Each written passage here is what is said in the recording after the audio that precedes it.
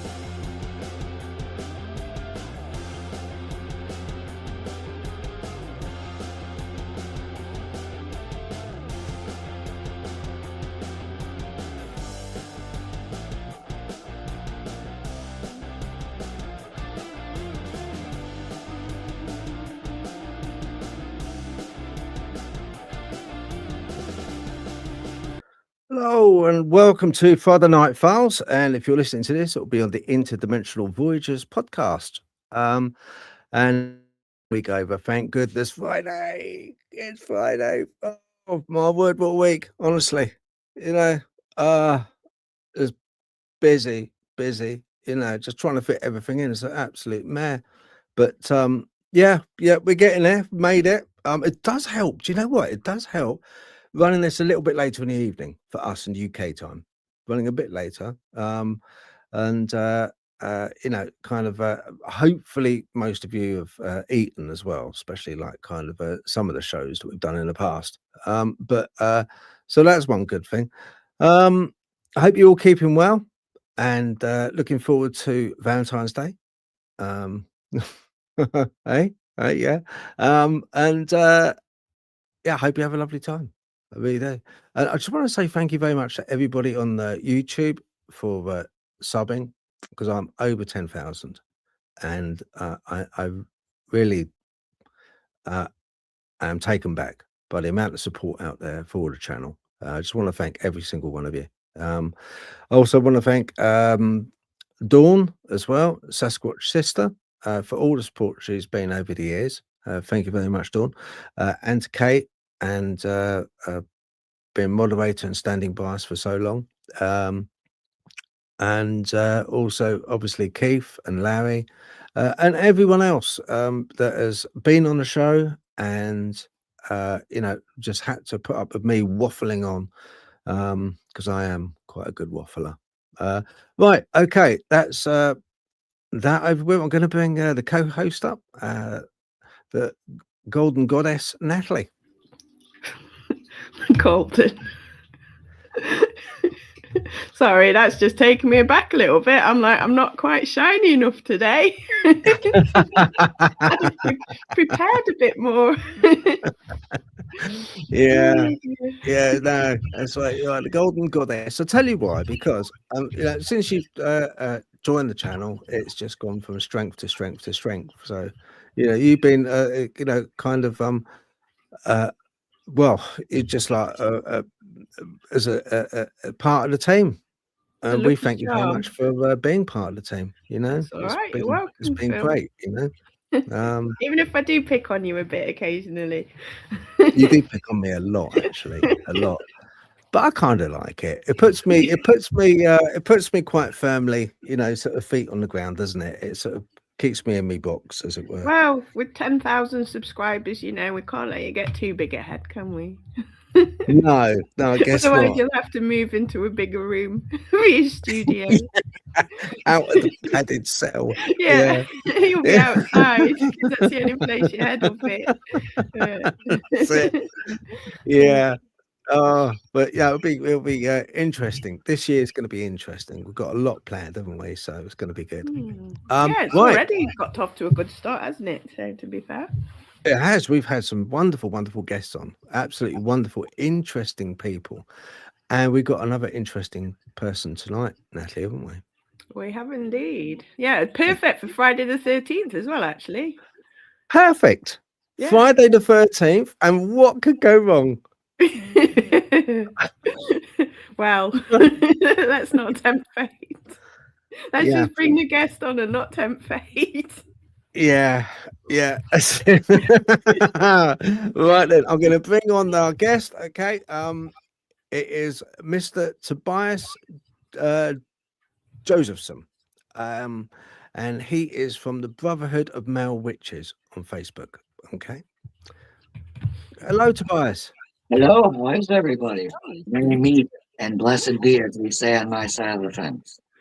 That's blessed. Do you always say blessed be back? Is there a formal response? I do, because I think it's the nice thing to do. Even if I don't like somebody, I will say that. Oh, blessed be back then.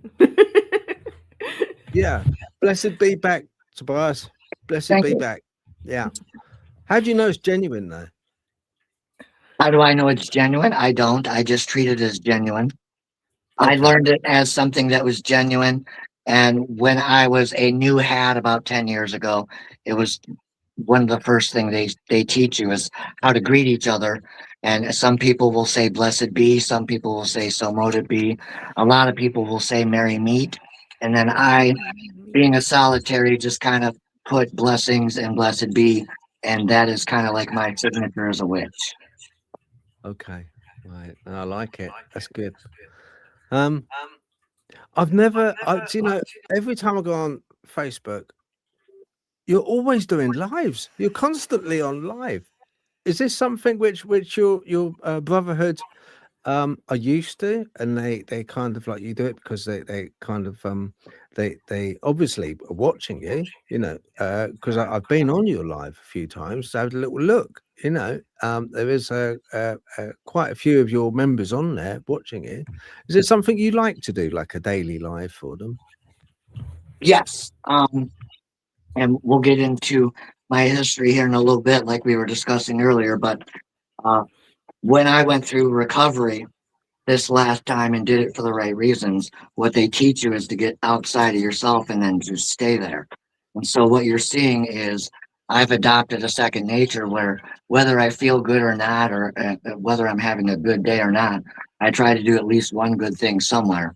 And so when I do these lives and I get to impart what little drop of wisdom I have in the ocean of crafts, it gives me a sense of joy, because there's a lot of newer people, especially in this day and age since the epidemic, that have seemed to be drawn to spirituality, I guess we'll put it that way.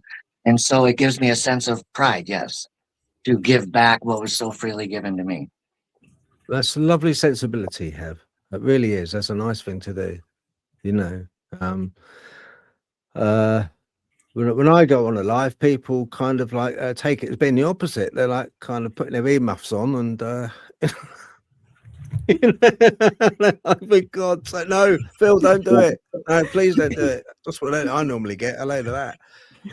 Right, Tobias, I'm going to put your QR code up for your, so people at home, just point your camera at this code and that would take you straight to Tobias's Facebook. Okay, so I'll leave that up for a little bit. So yeah, just point your camera at it and boom, you'll go straight there. Okay, it is a private group, isn't it, Tobias? Yes, it is males only. Sorry, ladies, we were trying to circumvent the drama And well, it didn't work out as planned, but it was meant to be more of an inclusive thing for males only. Yes. Okay. Right. Okay. I get that. I get that. You Yeah. know, because they do go on a bit, don't they? Yes. I'm not rising to the bait. No, I'm only messing. Of course, I'm only messing. That's filled with a waffle card. The waffle card. Tobias, I'd like to know.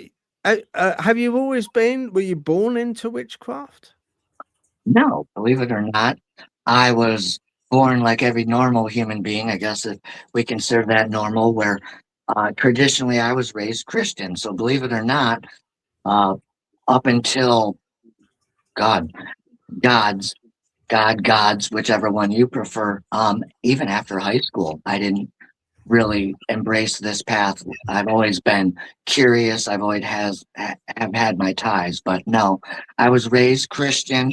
There was even a year where I went to a Catholic school. I still don't understand what happened there, but too young to care, I guess. But so yeah, I was raised Christian. Every Sunday we had to go to church whether we wanted to or not. I even rose to the occasion where every Wednesday I became a junior counselor at what was called Awanas over here in the States. And I don't know if you guys have that over there on the other side of the pond, but it's more of a religious based Olympic type structure, but Christian Bible focused. And so you have relays and stuff like that based on the Bible and its verses and whatnot. So it was pretty neat. I think what drew me to witchcraft is when I was young, after graduating high school and finally getting through thank God I don't have to get up and go do what I didn't want to do as a kid.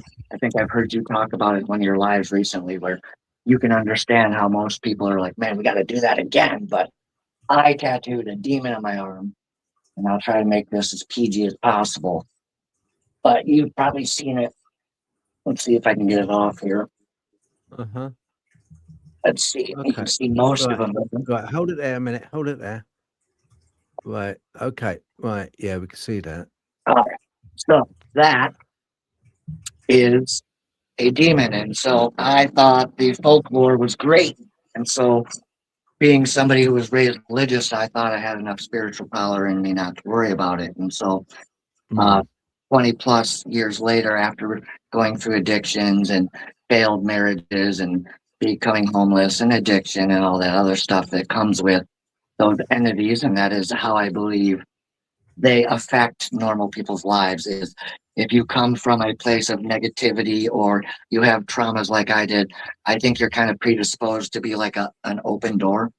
And so I came to the path about 10 years ago because I realized what I had done. This is called a blood curse. So I can remove the tattoo, but obviously my DNA in our mythos is already binded with Mr. Asmodee here. And so this means whether I do good or not, I get to go one place or another. And I won't say that publicly in case it's going to flag you. And so I'm just trying to do some good now, educate the younger generations. That's why you'll see me doing lives. I'm trying to teach the younger generations this stuff isn't funny. It has real world consequences, and it will take everything from you if you let it. But Well, and religious and other factors can save your life. Oh, beautiful. Archangel Michael killing a demon, and on this one, do you see how I'm tensing up my arms? So I've got a bit of muscle there. If I don't tense it, it just drops off. It just drops off. Yeah. So So just to clarify, so you had the tattoo done. What demon was it?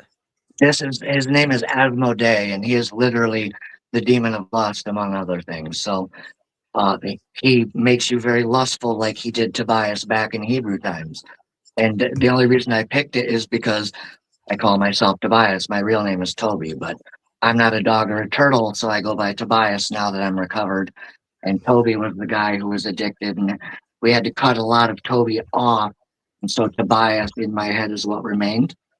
Do Makes you know? sense. I think that is a good thing. Yeah. In a way, I think that is an absolutely brilliant thing.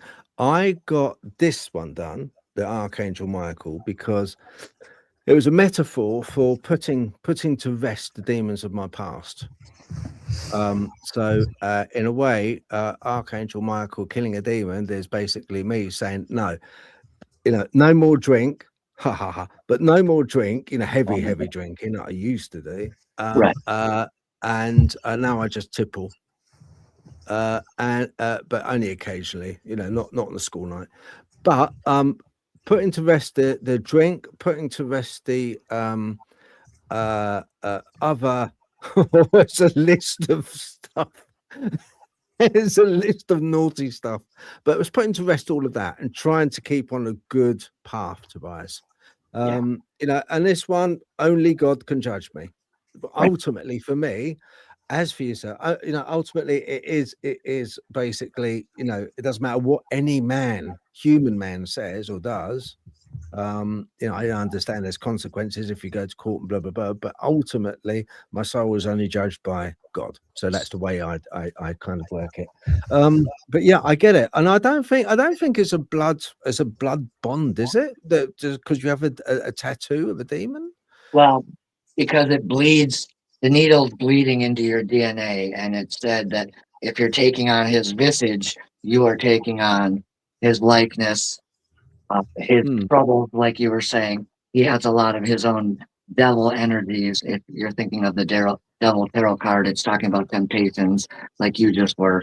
And so I think full well that is how he manifested through me, was through lust and through addictions and through all those temptations humans love to gravitate towards, but they're not the healthiest for us.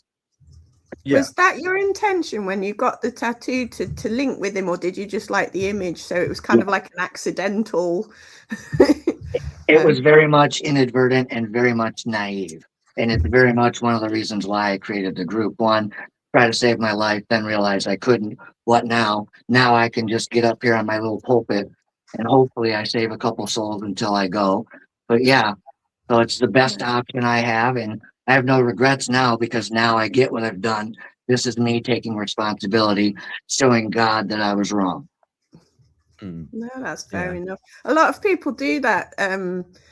Like you say, you're right. I mean, I've had this conversation with people before, especially I remember quite a few years ago, there was my mum's friend was fairly religious, and her daughter, and I'd done a bit of clearing work for her church.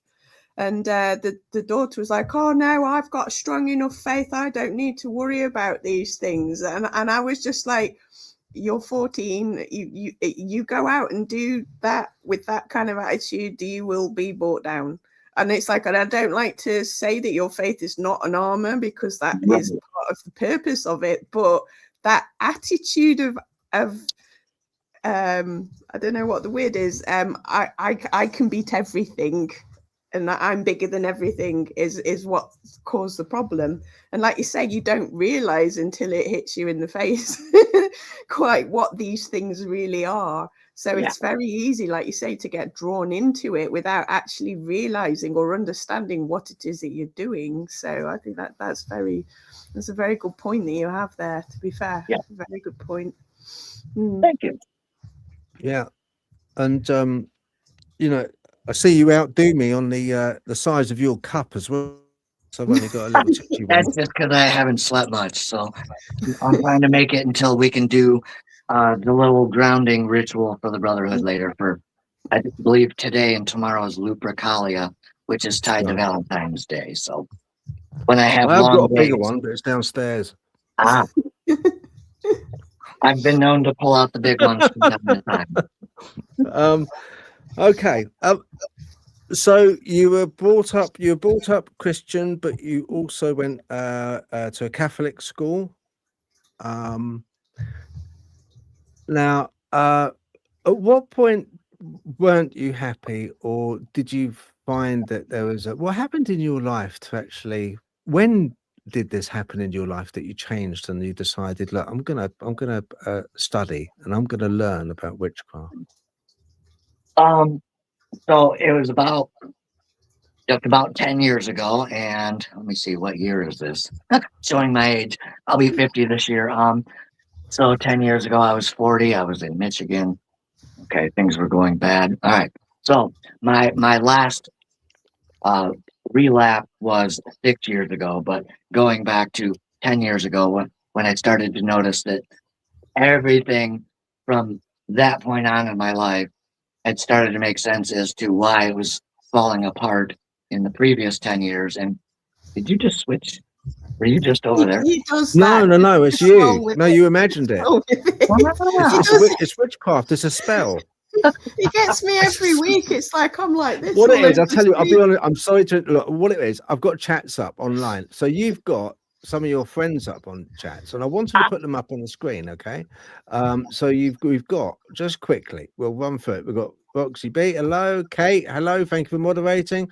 Dragonborn Rising, hello, thank you very much for joining us. We have got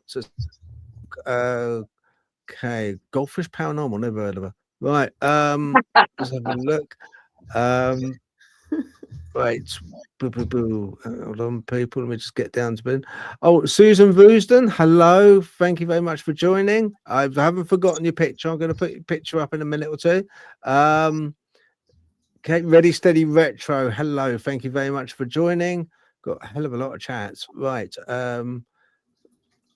Okay, right. We'll do the questions, people. I can see questions up on the chat. We're going to do those towards the end of the show. Okay, so keep your questions coming. The admin Roxy is going to highlight them and then bring them up towards the end of the show. Nayfair, thank you very much for joining. Let's have a look. Go down still. Drew Hollings, hello. Thank you very much for joining again. Good. Right. All right. Yep. So the chats are just like crazy. Right. Lovely. Excellent. That's good. Right. I'm so sorry about that. Switching over to bias. It's just I didn't think it was fair for Natalie to have all those people sort of like tucked under her chin. I have to admit, I was trying to kind of sit up a little bit. I know. I'll tell you what I'll do. I'll do you a favour because I can see you've done your hair as well. I don't know what you've done with it, but you've done your hair. Right, I'm going to take the banners off. Blonde in it. That's why. I'm going to take that off as well. Okay, I'll keep the names up though. So, Tobias, right? So let's start again. I'm so sorry. Witchcraft. How did you get into it? So I realized about 10 years ago, everything in the previous 10 years had been going wrong. I had some addictions. I had some failed relationships. I had a horrible divorce, which I'm still getting whipped for. But again, that's what I get for ending the divorce early because, it was a long drawn out divorce. Doesn't matter. And so I had realized that I had long left the path of my religious upbringing. And I was sitting there about 10 years ago going, let's see how I got here. Where did I go wrong? Well, I had this horrible upbringing up until I was 6 or 7. Sister steps in, raises me. I'm raised Christian. I'm a good person. I have some sense of identity. This is before I realized my traumas were playing their parts and all that. But what I did notice in a moment of lucidity is that I had started gravitating more towards the temptation side of my personalities, which you'll hear in spirituality and metaphysical terms like shadow self, or those negative toxic personality traits you hide from the world. Say you binge eat or something behind doors, or you're a gambler, or you have a habit you don't want people to know about because your reputation.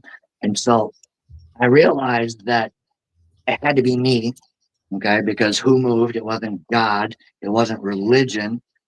And then I had to stop and, like I was saying, figure out what I had done wrong. And so what I did is I wasn't allowing myself to practice any form of spirituality, let alone praying to God. And so that's when I realized, all right, so religion served its purpose for me. But I think the reason I became a witch was because as a child, I just felt like my parents were just like, get up, you got to go. Get up, you got to go. And perhaps I chose to freely gravitate towards becoming a witch because I wanted to see what was on this side compared to the histories of what God and our religious and Moses and others were. And I think what happened is I see the correlation.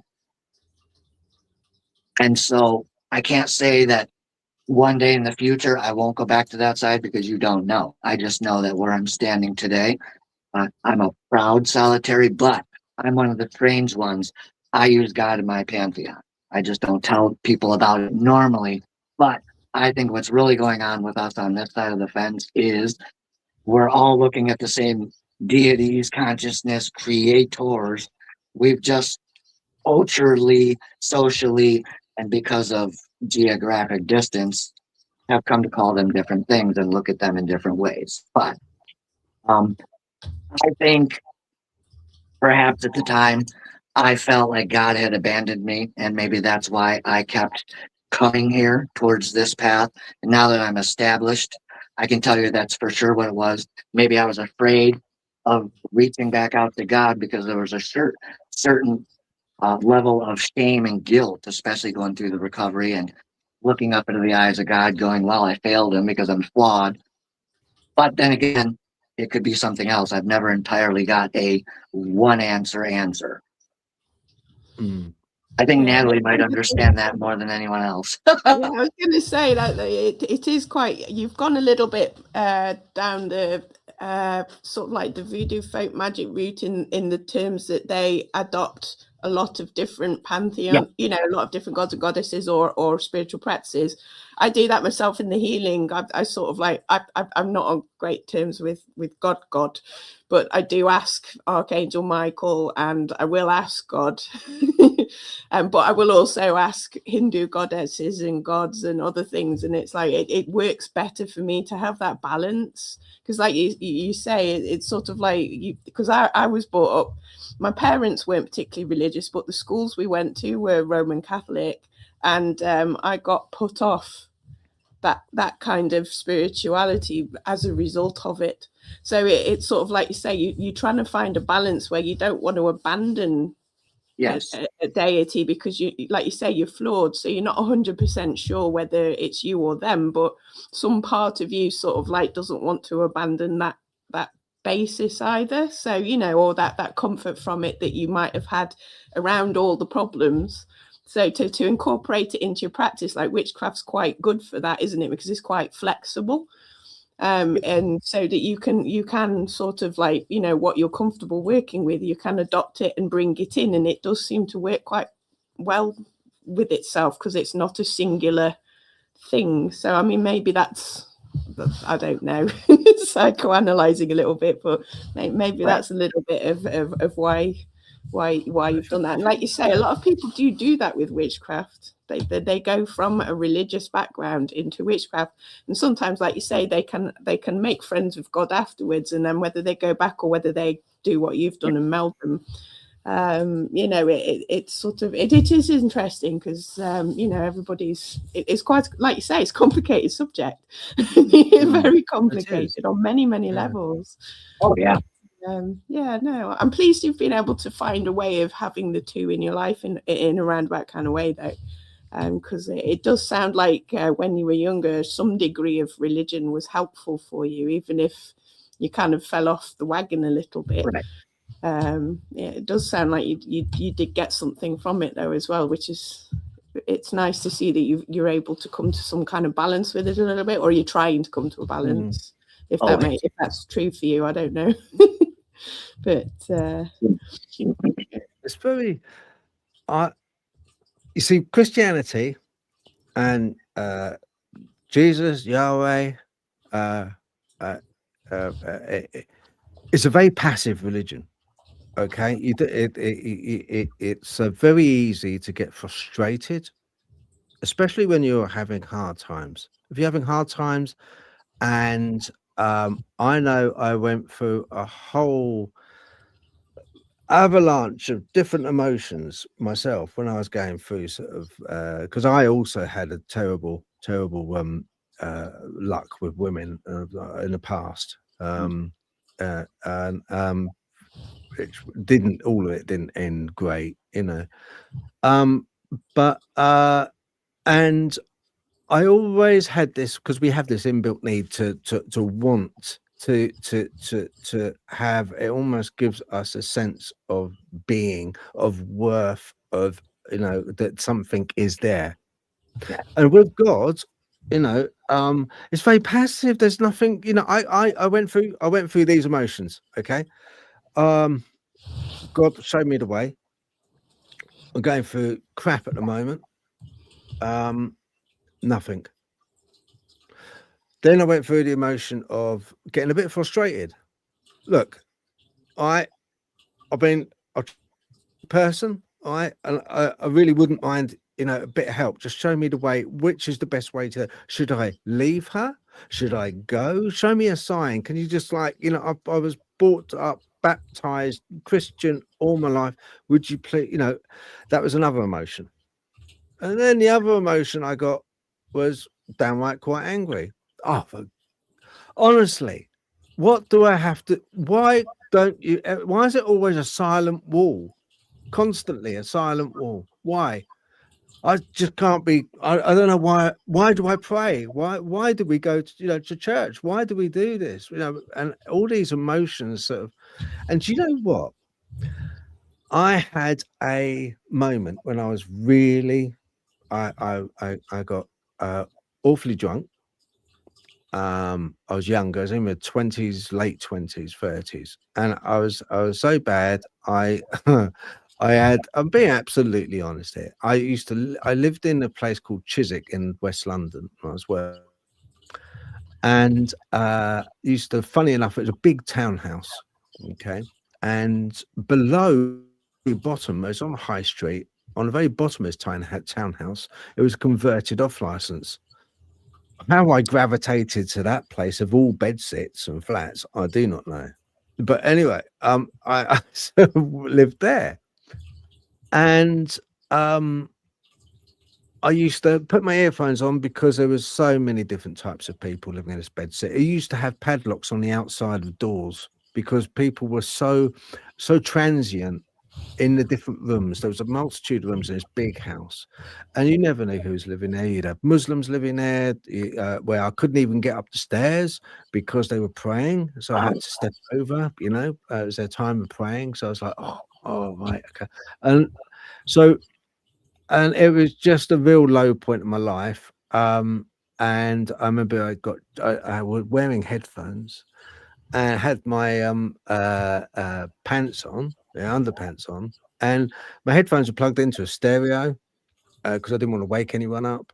And I was just like listening to music, and I was drinking. And then as I went back on the bed, my headphones popped out of the stereo, and it was blaring out music. Next thing I knew, fire brigade came. God's honest truth. Fire brigade came, knocked down the door, and saw me on the bed with my trousers down, with headphones on and the stereo going. And I kind of like was in that kind of place. I seek solace because he wasn't listening, Right. and I had no one else. I didn't have anyone else, so I was like kind of.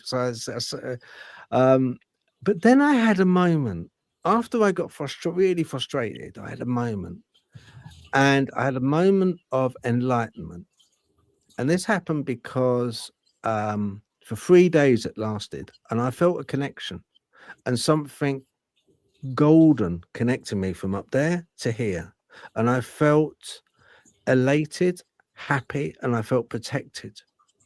And that was a golden moment for 3 days it lasted, and I've always tried to attain that again. So I want more of it. It's like a drug to me. I wanted more of it, and that's why I kind of like it reconfirmed my belief in, you know, the word of Jesus Christ, because I had that moment, and I can't describe to you the joy.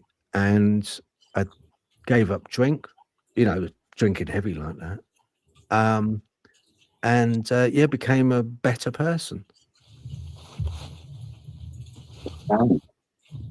You know, but it's a very with there's a lot of witchy talks out there, witch talks, isn't it? So you find an awful lot of people who are flitting around forests and woods in long kind of like cloaks, doing this witch, some of it quite badly, a lot of it quite badly. You know, and it's kind of like overrun now. Do you think there's a need out there for people? There's a need in them to go down this avenue of witchcraft. It's a very old craft. I think the appeal, especially lately, like I'm on talk, but I'm not, because it's one of the places it has too much disinformation on the platform for my liking, we'll say. And so it grows organically. Like I just go there and I find paranormal people and then I add them to the groups and bring them over that way. But I think the appeal, especially since like the epidemic, I've noticed people went from being more selfless to selfish, especially.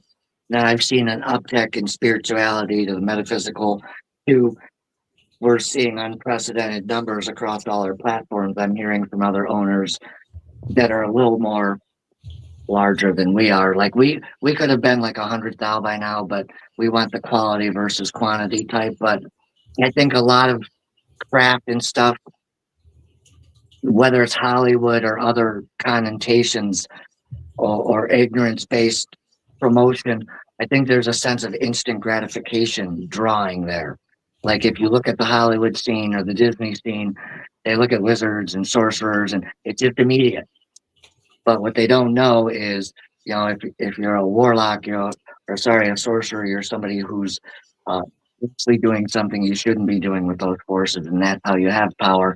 A warlock was more of a shameful term, and more than that, the male witch has always, or witch itself has been more gender neutral. It's just as time went on versus all of our histories, it's been distorted. But I think the main draw is that people look to witches and witchcraft and immediately think as sorcery and warlock as I'm going to get back on somebody, I'm going to get even, I'm going to stop them from cutting me off in traffic, I'm going to get the job promotion.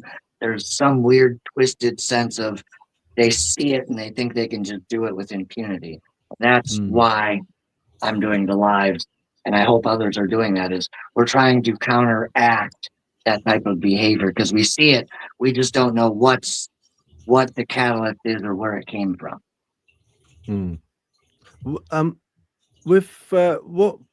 the difference between a witch and a warlock? A witch is any one of us who isn't doing anything they're not supposed to be doing. So if you're a sorcerer or a warlock, it just pretty much means that's a witch who maybe cursed another witch, and so it was frowned upon. And then through all the religious factions and our history with all that stuff, it kind of got distorted as a condemnatory term. And then you look at movies like Warlock and stuff like that, Hollywood, Disney, and then it's automatically been distorted as somebody who is a witch, but they failed to give the backstory of it. So a lot of people get it confused with witch, warlock, sorcery, like I said, but a witch is somebody who reverences humanity and nature, and our religious stays good and positive, and anyone who's going to break the oath of that is going to be termed a warlock. And I would say the witches for hire that you'll hear about, those are the people who are probably calling themselves sorcerers, because they are somebody who they work on alchemy, they do divination, they can see your future. If you look at like the Vikings, that show, have you guys watched that? People would go to the fates or a seer. So a lot of times, even if we go back to like Egypt times, a lot of those priests and stuff, that's what they were doing, is they were performing stuff, spiritual stuff, that the rest of the community wasn't sure what's going on. And witchcraft itself goes back, God, I want to say at least 3,000 years. We can go back to Sumeria, the Akkadians and stuff like that. But I lost my place. Remind me. of the question here? Oh, we were talking about. I was talking about warlocks. The difference between warlocks and witches. Okay, there we are. And so most of us are witches, and like Natalie, if she would be a witch. She doesn't necessarily, like, if you get an attainment of power, like you were talking earlier, is there in covens? There is. So if she was a priestess, then Natalie would be a witch who is also a priestess in her coven.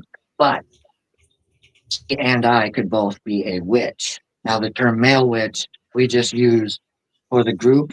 All right. So if you're a male and you're a witch, you're going to call yourself a male witch. If you're a female, like she isn't, but we'll use Natalie because she's female in the room. She would be a female witch. It's interchangeable, and it's just been like religio and other disinformation that have kind of contorted it and twisted it. But most people, when they think of it, they think of that, you know, the person with the staff, the person with the cloak, or the person flying the broom, and they assume those are sorcerers or warlocks, but in all reality, we're all witches. Does that help?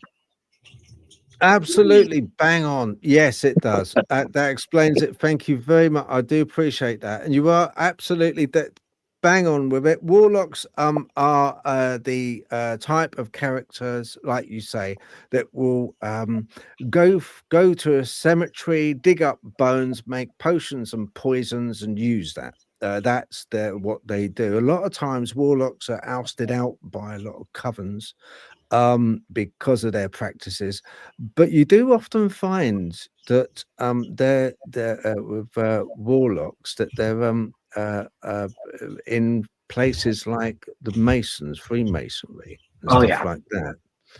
There's an awful lot that goes on there, although they don't ever say they do or have those, but yeah, there is an awful lot.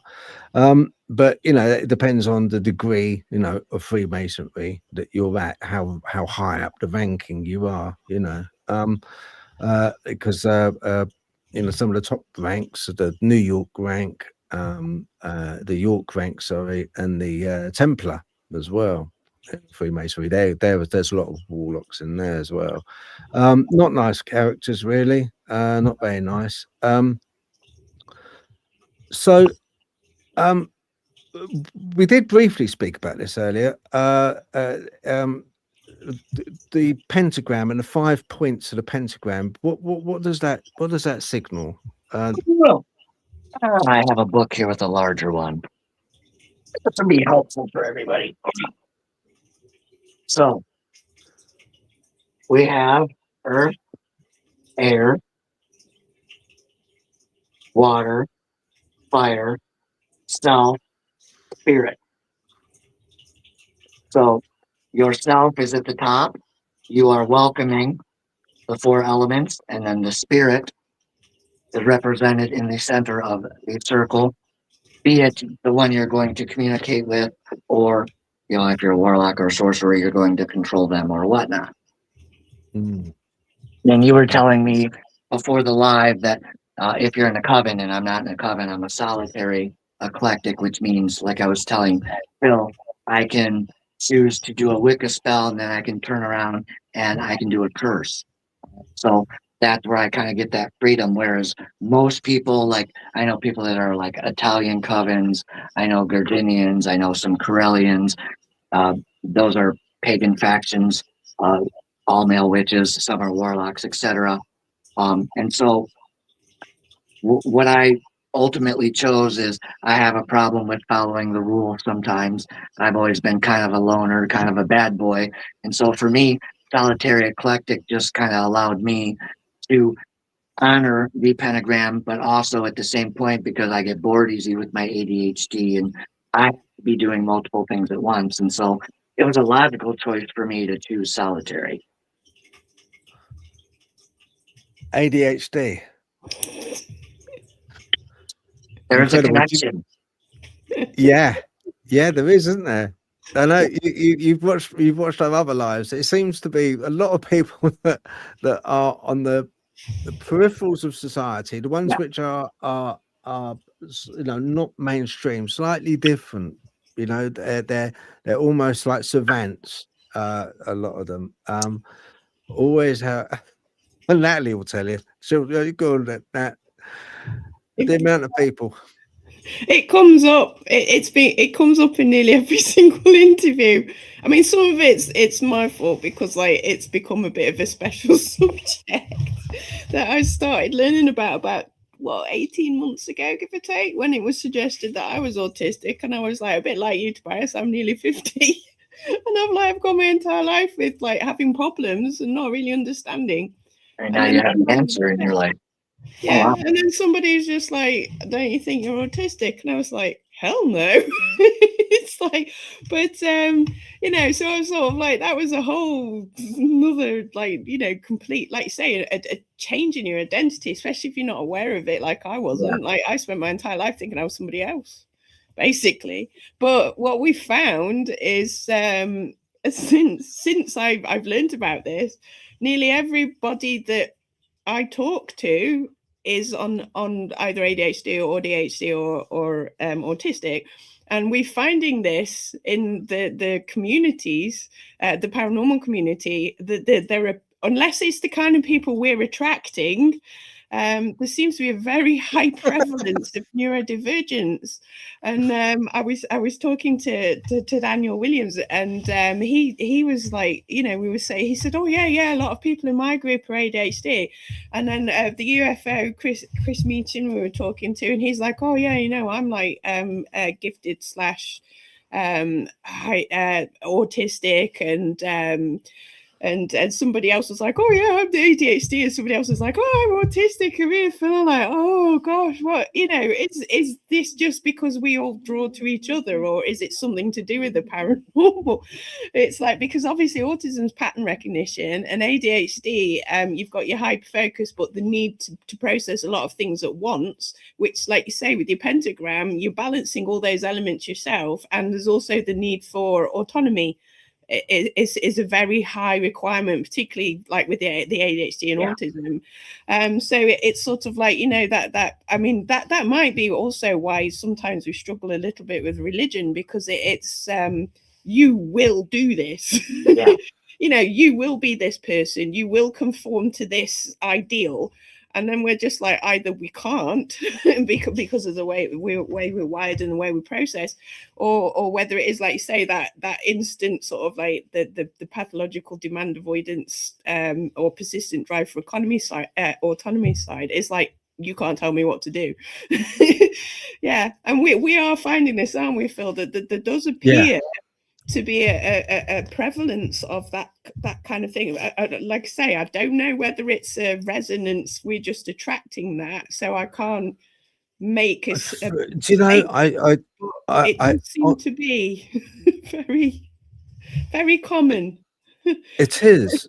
It is, yeah. It really is, and I think it's, you know, kind of it's something which there is a commonality there between a lot of the guests we have on, which seem to, you know, have traits of this, and like whether it's the wiring in the brain that you know is slightly different, which kind of like makes them, like with Tobias, makes him question. He's a man that is studious but questioning, you know. And I think that Tobias is something which, you know, it's not anything bad. I think it's a good thing. I think it's a good thing because you're also constantly thinking about the next thing to do, and you're constantly thinking about the what to talk about, what I'm going to bring to the table, what can I give, what can I, you know, give to people, and that's a good thing. So, and you're a good man doing a good job, you know. So yeah, but it's in the craft, isn't there? There's plenty of levels and layers in the craft. So you're not forced to focus solely on one thing. There's a lot of different elements to it. And you know, and directions you could take it in, and if it doesn't work in one direction, you can then go in another direction, but it's still keeping you focused by the whole, if that makes sense. So you've got lots of little things, like, so because, you know, like with ADHD, it's very difficult to sort of stay focused on one thing, but the craft's got so many things in it that you can be as interested or exciting as many different things you like, but it still keeps you within that sphere. So it helps the focus a little bit, possibly. I mean, I don't know, I can't speak for your experience, but it's it does sound a little bit like that way for you. A little bit. Is your other half, is your wife a witch as well, Tobias? She calls herself not religious, probably more Gnostic, or not Gnostic, I would say atheistic. Like she knows there's God, but she's not really, I'm not going to say atheistic because she believes in God and heaven and hell, but I'm not sure if she's religious, but she is like learning on her own, like spirituality. She dabbles with the tarot. She's interested in like learning Wicca, and Wicca is mainly just nature based. And so for her, that works. And that's a lot of like kitchen witchery and stuff where you'll use herbs and cook with love and give back to nature. And like we take our bread outside and we have a circle that's going to be a fire pit, and that's where we compost right now. And the theory is you're giving back to nature. Nature gives back to you. Kind of, she likes that bond with nature and the animals. And so Wicca kind of suits her. Her parents, they weren't like religious that way, but they believe in God, if that makes any sense. But she's kind of sort of dabbling. I wouldn't really call her Wiccan just yet. On the fence. Okay. For people at home, they have, a lot of people at home have a preconceived idea that you're a Satanist and all witches are Satanists. Is it? Can you dispel this for people? I can. So when the Roman Church was making sure that they were going to make a point against us, that is where all that disinformation came from. It was meant to be condemnatory, like the warlock, all right, was. And so they twisted it. And back then there was enough fear, enough chaos, enough social instability that people would believe things with contempt before investigation. So that has ever since kind of been like the go-to idea. I think me and one of my teammates were talking about that because he said on TikTok a lot of people say that. It's, well, not necessarily true. If we look at certain other mythos, there are beliefs that Lucifer himself was the very brightest and the very purest. And for the other skeptics, I actually have what they've called in my group Brotherhood of Male Witches, and I'm not familiar with this term, but this is what they call themselves, Christian witches, where they will use a Bible and they have a craft. They call themselves Christian witches. So they revere the Mother Mary that way through the Bible and some form of witchcraft I'm not familiar with. But no, not all witches are immediately Satanists. That is called left-hand path. What I am is, well, for lack of a better word, let's go back to Wizard of Oz. There is preconceived notions, good witch, bad witch. We'll make it that simple. All right. So that's like a human. All right. If a human owns a gun, does that make them a good person or a bad person? Well, that depends on what they're going to do with the weapon they've purchased. Is it for protection or is it for harm on purpose? Same thing goes to witches. If they want to go and be a warlock and a sorcerer and go off and be a Luciferian or a Satanism type path, that's up to them. But the truth about that is they have a saying, it is do what thine will, harm none. So for the most part, they shouldn't be harming people. Now, again, there are roads that twist their path into, and we won't go too much into that. But for the most part, that is just a false belief that was contorted between the arguments and the stances between the craft pagans and the religious factors. Yeah, because that's a Crowley-esque thing, isn't it? Do as thou wilt. But that's it's actually meant as an expression of free will within the individual. Exactly. But yeah, no, I get that. That's fine. All right. Okay. Okay. Have you you do an awful lot of tarot reading and stuff, don't you? I've been known to do a little bit, yeah. Yeah. How do you feel about divination? You know, from the standpoint of uh, a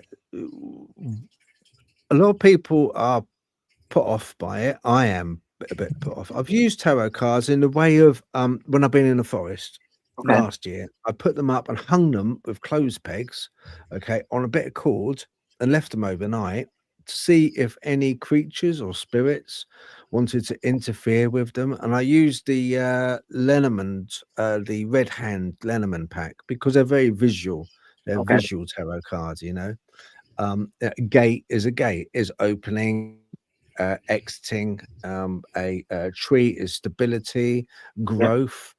You know, so very visual. They're easy to recognize and understand, which is great for a simple thing like me. But it's also good for any spirits just to tip them up or take them down off there. You know, and I had a bit of success with them.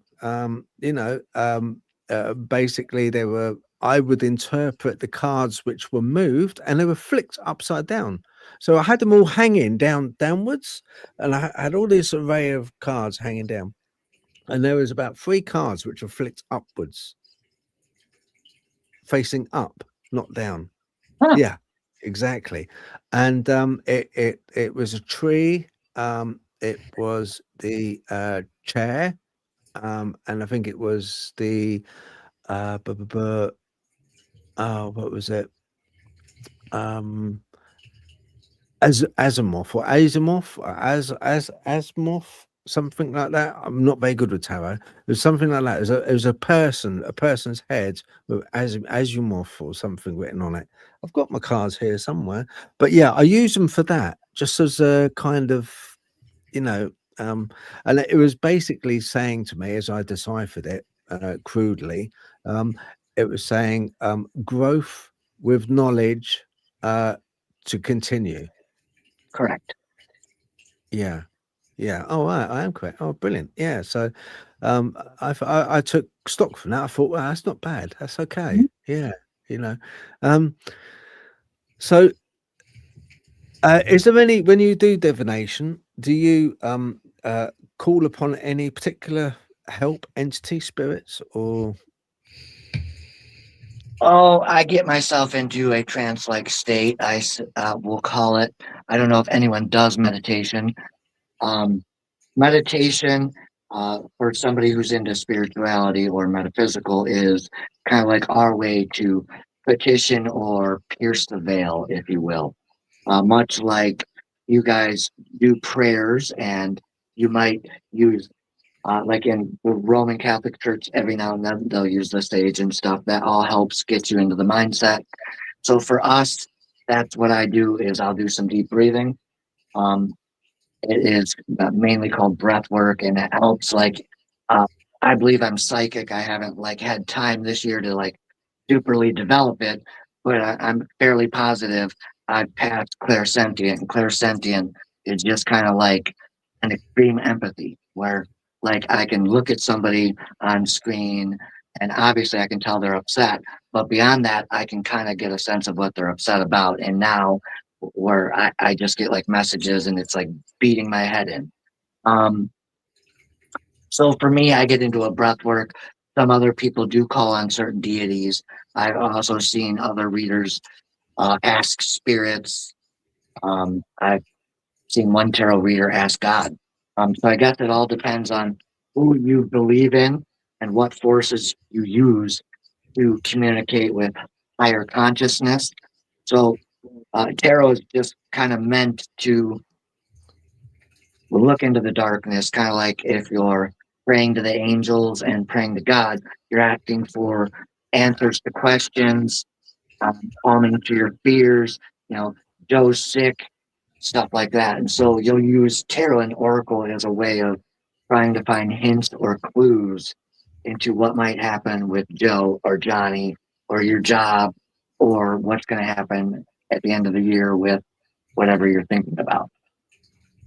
Okay, thank you. Right. Okay.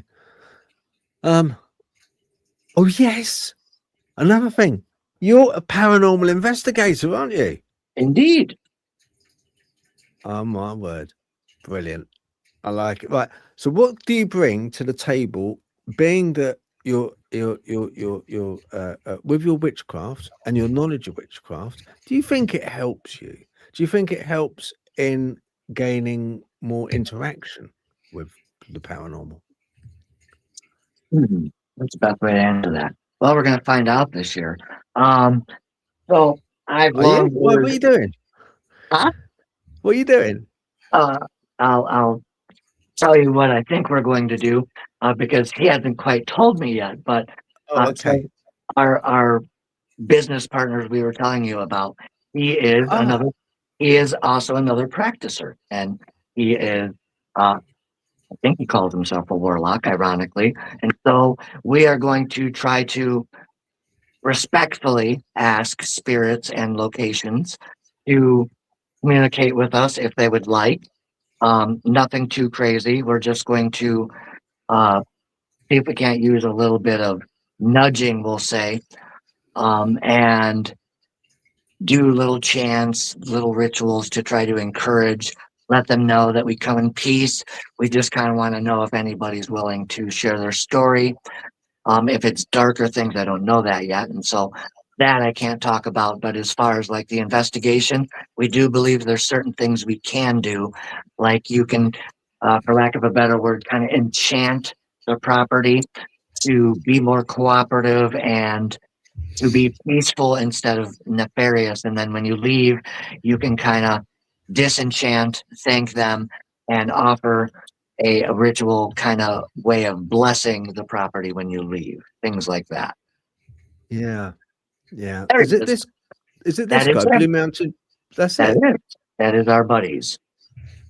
Because he does. Oh, I think he's on a bit of a. Let's have a little look at this one.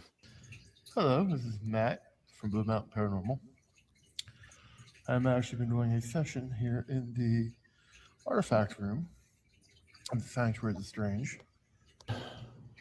As you see, we got EMF activity. The music box is going off quite a good bit. My dowsing rods actually led me here because this is actually a hot spot. And I think it's probably due to some of the lobotomization tools and other tools from that was used in a lot of the early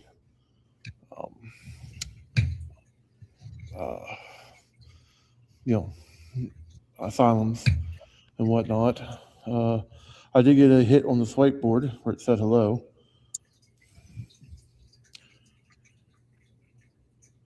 Can you say anything if you contact us?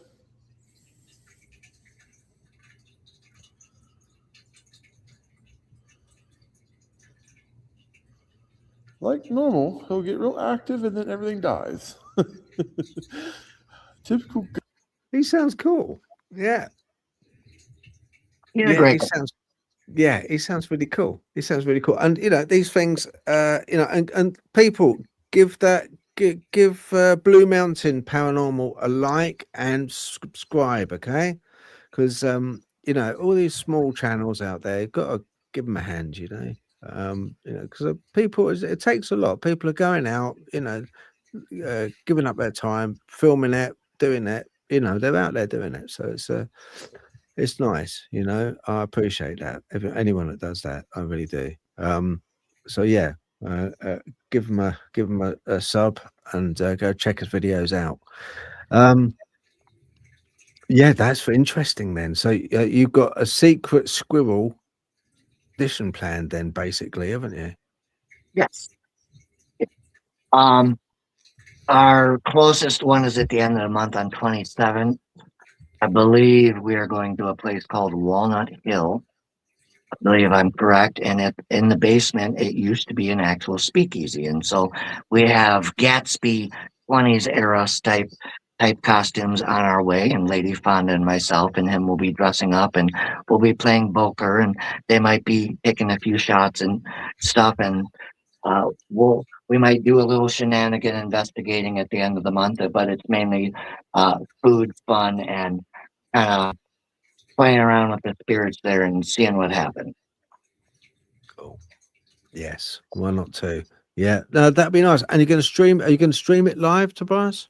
Yes, and that will, I believe, be on their YouTube channel when they stream, and then eventually I'll get stuff added to ours.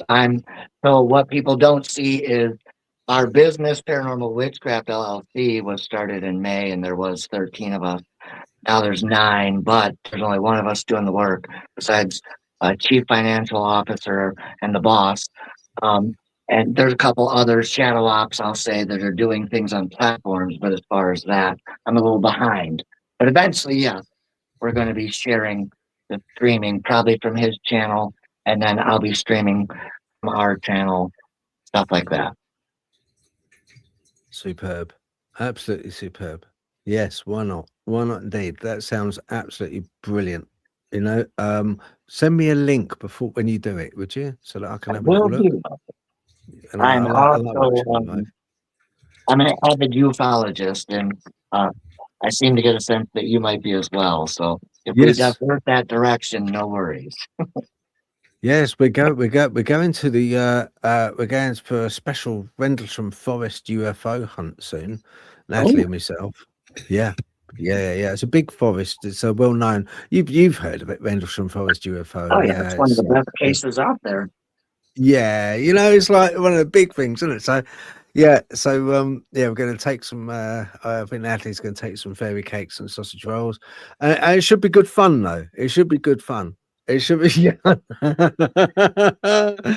Probably will. It will probably happen actually by popular demand. I think people will go, yes, go on, stick of time to a tree. This is Mankini. Oh, it's embarrassing, you know. I'm the same age as you, Tobias. You see, I'm a 66 baby.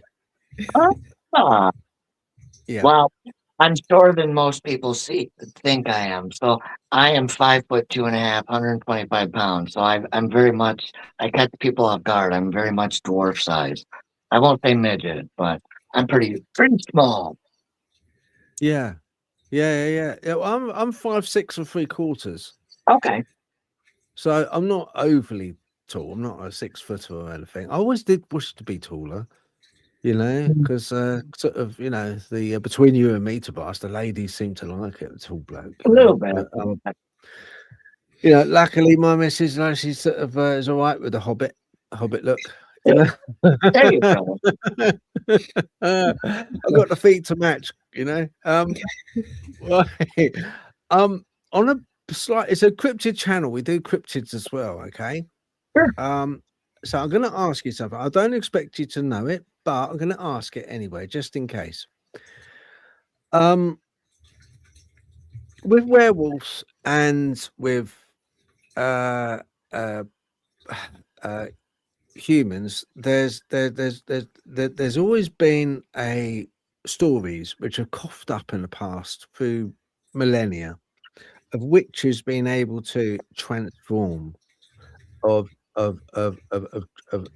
like kind of transformation from human into another form.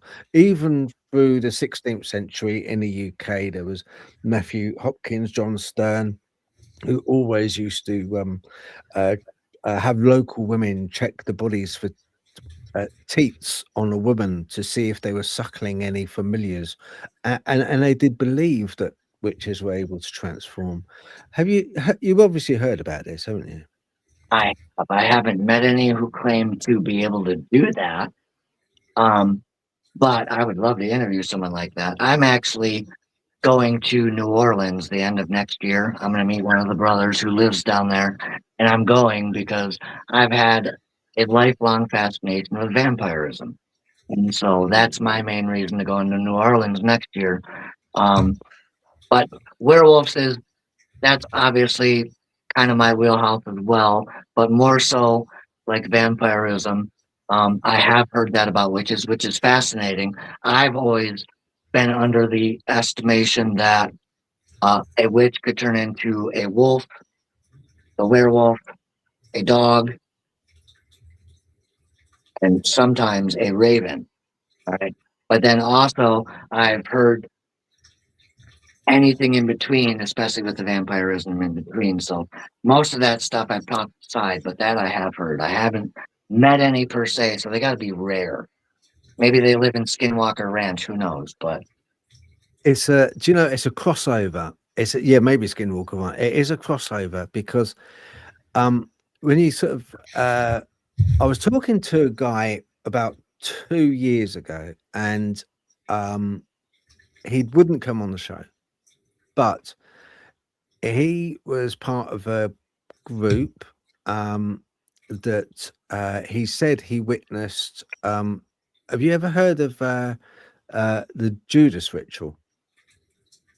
I've heard of it. I don't know much about it though. Okay, right. It's a particularly horrible ritual, but it's necessary both for vampirism, they believe, and also sort of changing into a werewolf.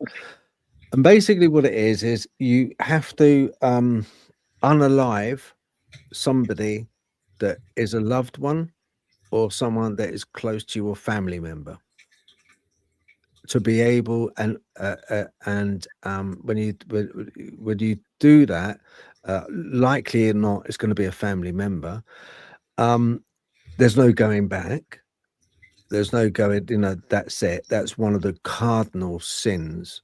But you are able then to have powers to transform into a raven, like you say, a werewolf or wolf. You're able to do that. So it's that's one thing I've heard about. Right. Not a very nice thing to do, but you know, there's no going back from that one. But yeah, no, it's interesting. And vampirism,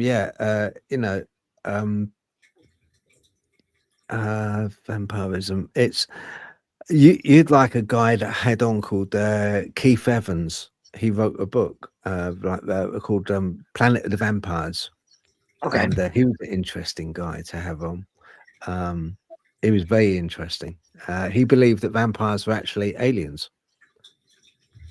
They had their own planet. Interesting. Kind of like the series V. Is anyone that we're kind of dating ourselves now, but yeah. The mice. Do you remember the mice? yeah. No, that's good.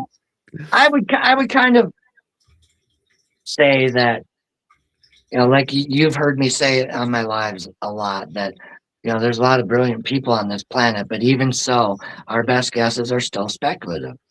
I don't know, a lot of people hate hearing that, but it's true. And so that totally wouldn't surprise me if that ended up being a truth one day. Like if they were just a different species, like some people believe about the lizard people and whatnot, or the ant people, or the Anunnaki. I mean, the list goes on and on. Yeah. No, it does. Have you ever seen a UFO, Tobias? I think I've seen a few of them, especially recently. But I'm not as hip as some. Like I've always just kind of known there's stuff up there. So for me, I don't need disclosure. It just makes perfect sense that as little as we are and as big as and exponentially expanding as the universe still is, come on, we're the only thing walking around, thinking, talking. No, don't buy it.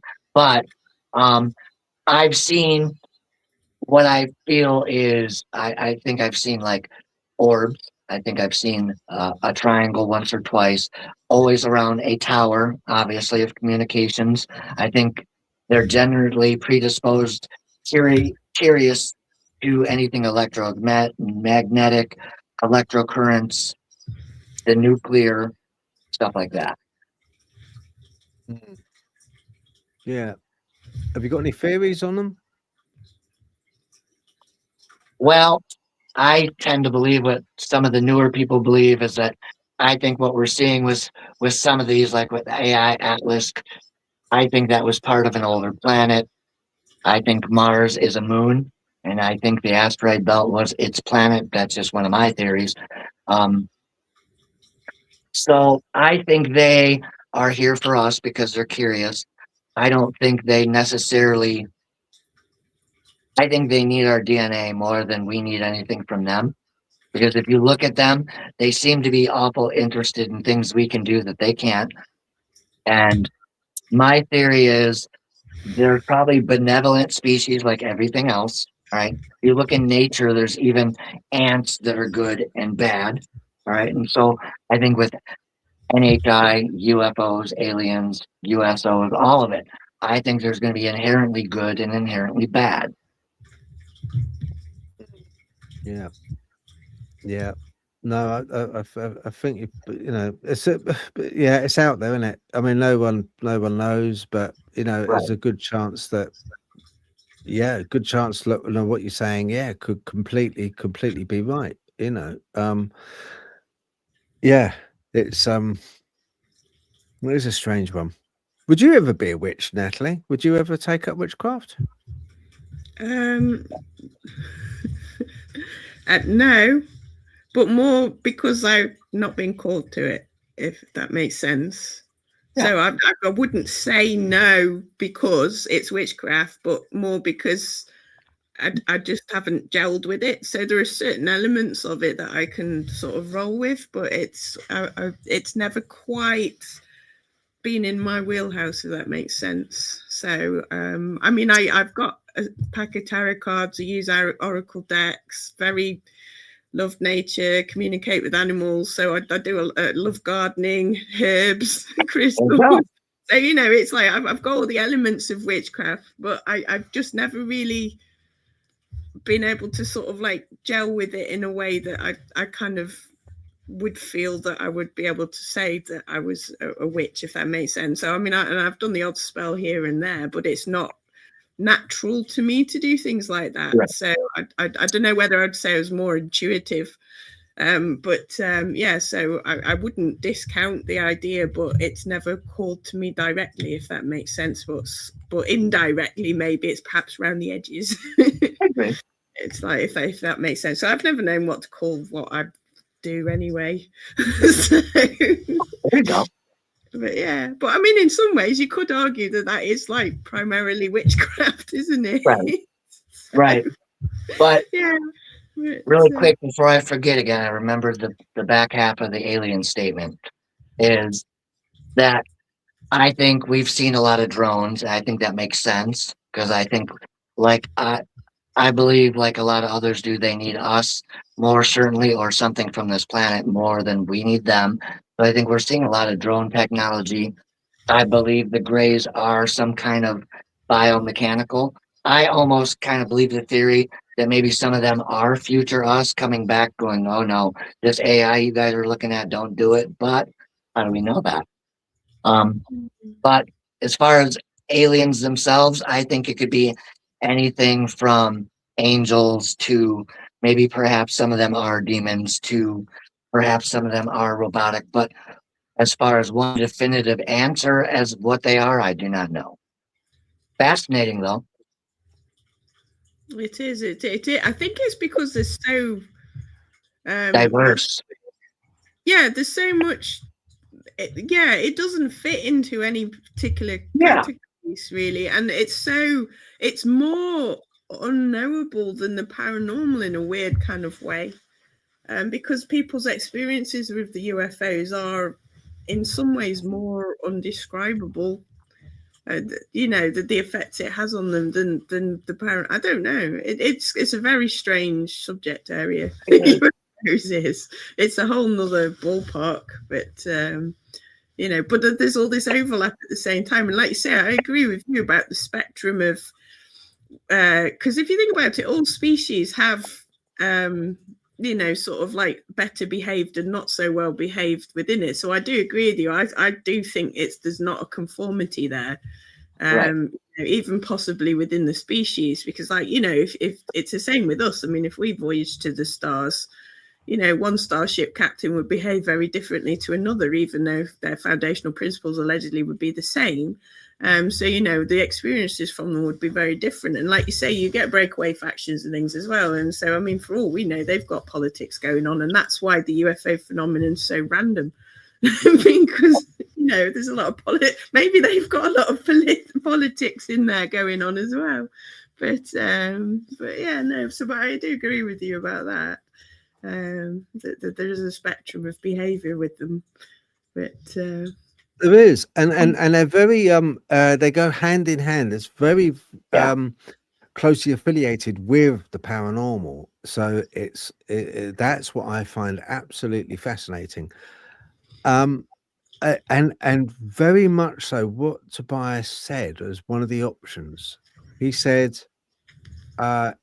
it could be AI coming back. That makes perfect sense. Perfect sense. So you can imagine if they did have a CERN or somewhere portal, and they wanted like a unmanned human, unmanned if you like, a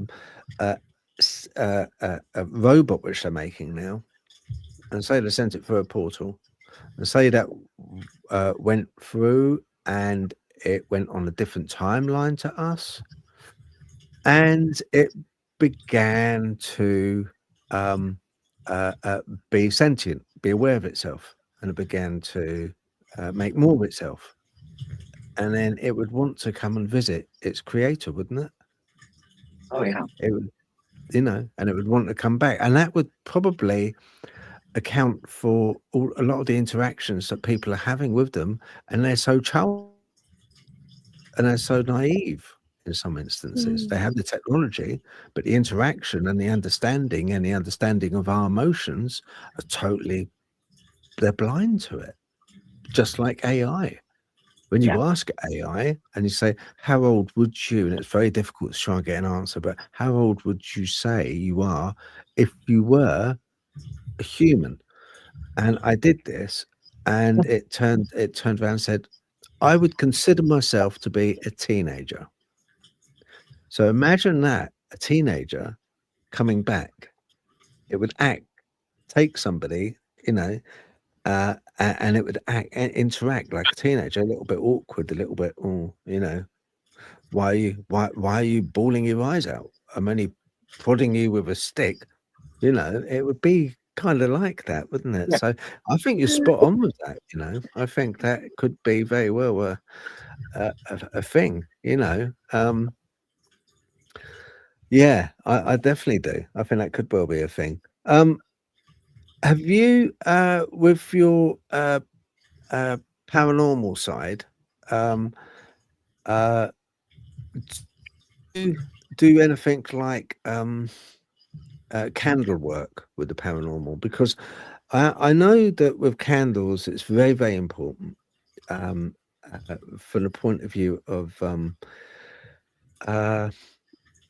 the size of the flame, the type of candle, the color of the candle. They all denote certain things with witchcraft, don't they? Yes. Do you use candles yourself to in the paranormal, or myself in my practice? in the paranormal? So like a bit like I mean, I've been thinking about this myself. It's like it focuses intention. It represents the element of fire, acting as a beacon to call upon spirits of the divine. So because of it's a focal point for spirits, a candle is. That's why you light a candle. Yeah, that's correct. So, in that case, it would make sense to me to use candles as a divination tool, perhaps. Indeed. Even if it let's see, I have a seance board around here somewhere. Right off the top of my head, you could take a Ouija board and perhaps put a candle in front of it.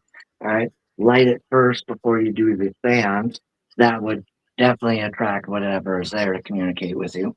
Indeed, and when we do candle magic, that's indeed why, because that flame is said to the fire energy connect with spirits much quicker.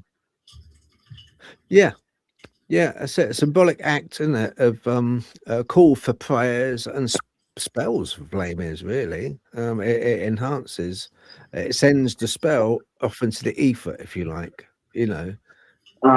Not like with Hanukkah, you light the 7 candles, or in Christmas time, there's poinsettias. A lot of people light candles.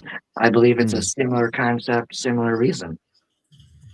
Isn't a white candle for purification? Right. A white. Yep. And blue candle's peace, isn't it? Peace. Yep. Red is either warning or love. Pink can be self-love and healing. Green can be like prosperity. Let's see, abundance, growth. Purple intuition. Huh? Purple's intuition. Yeah. A purple candle. Yep. Yeah.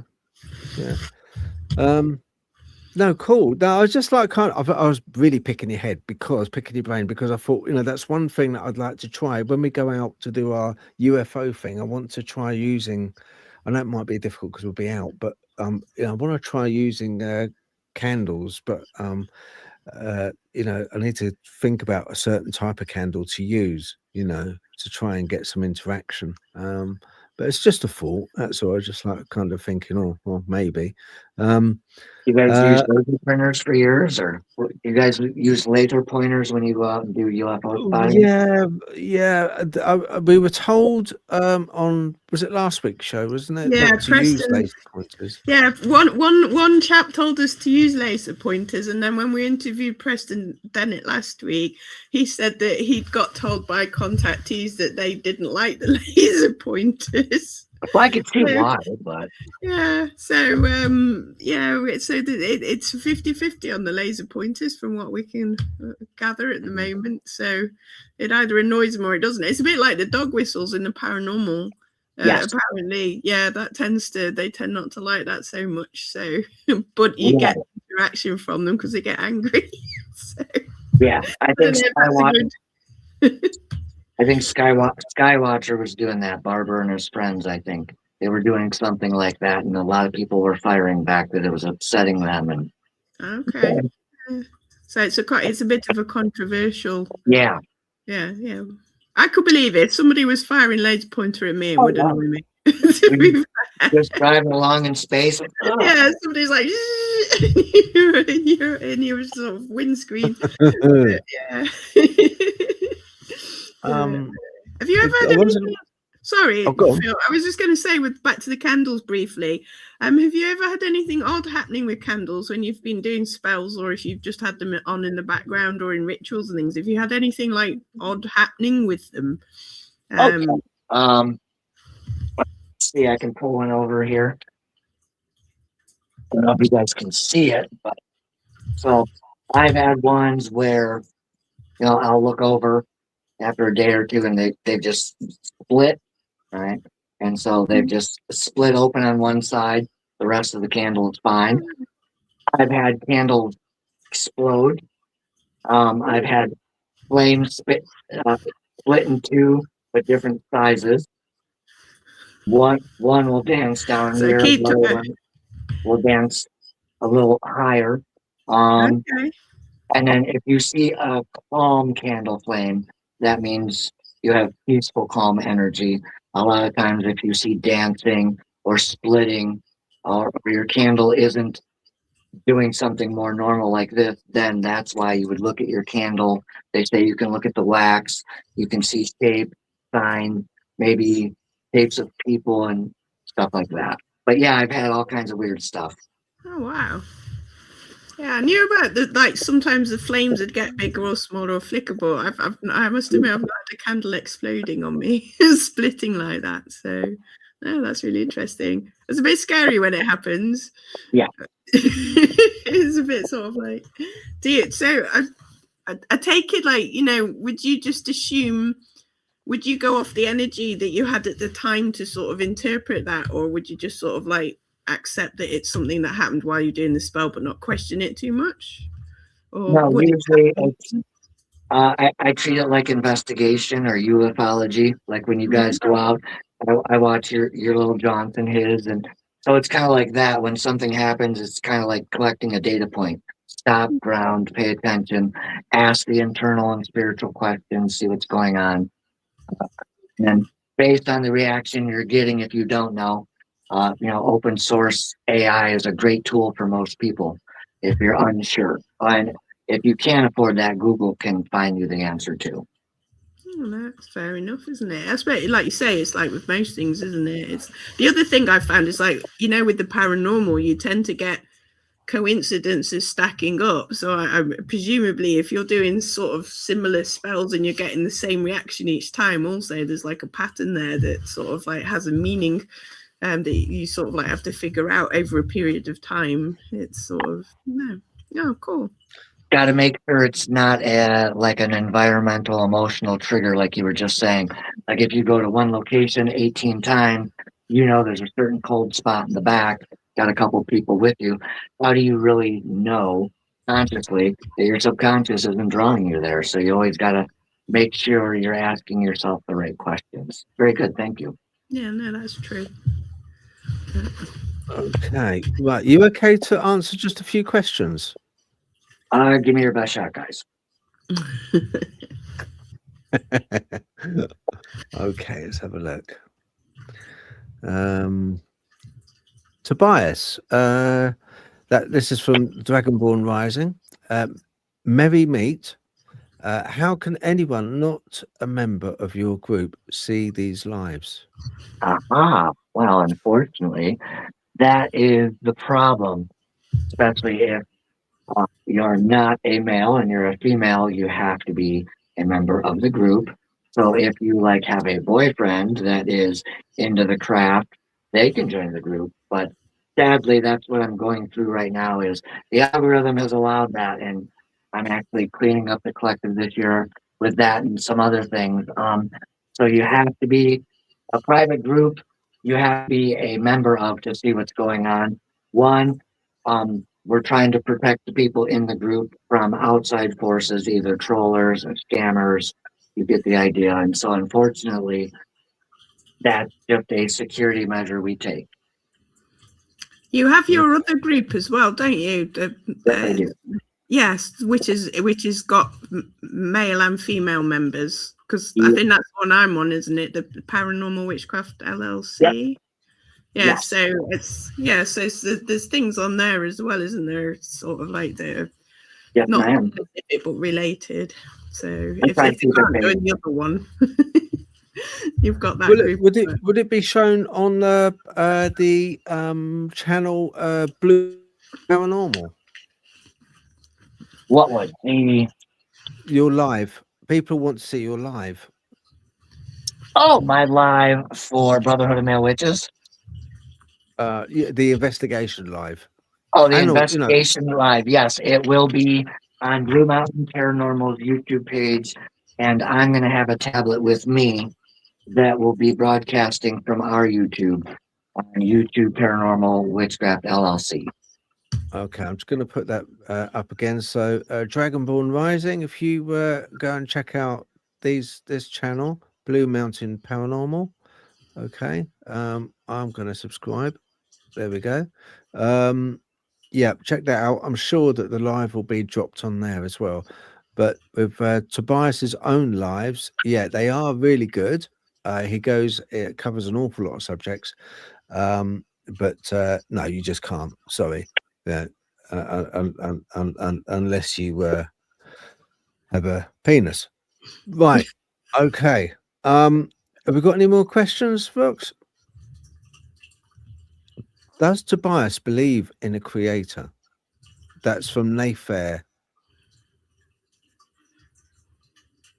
I do. I believe whoever the creator is.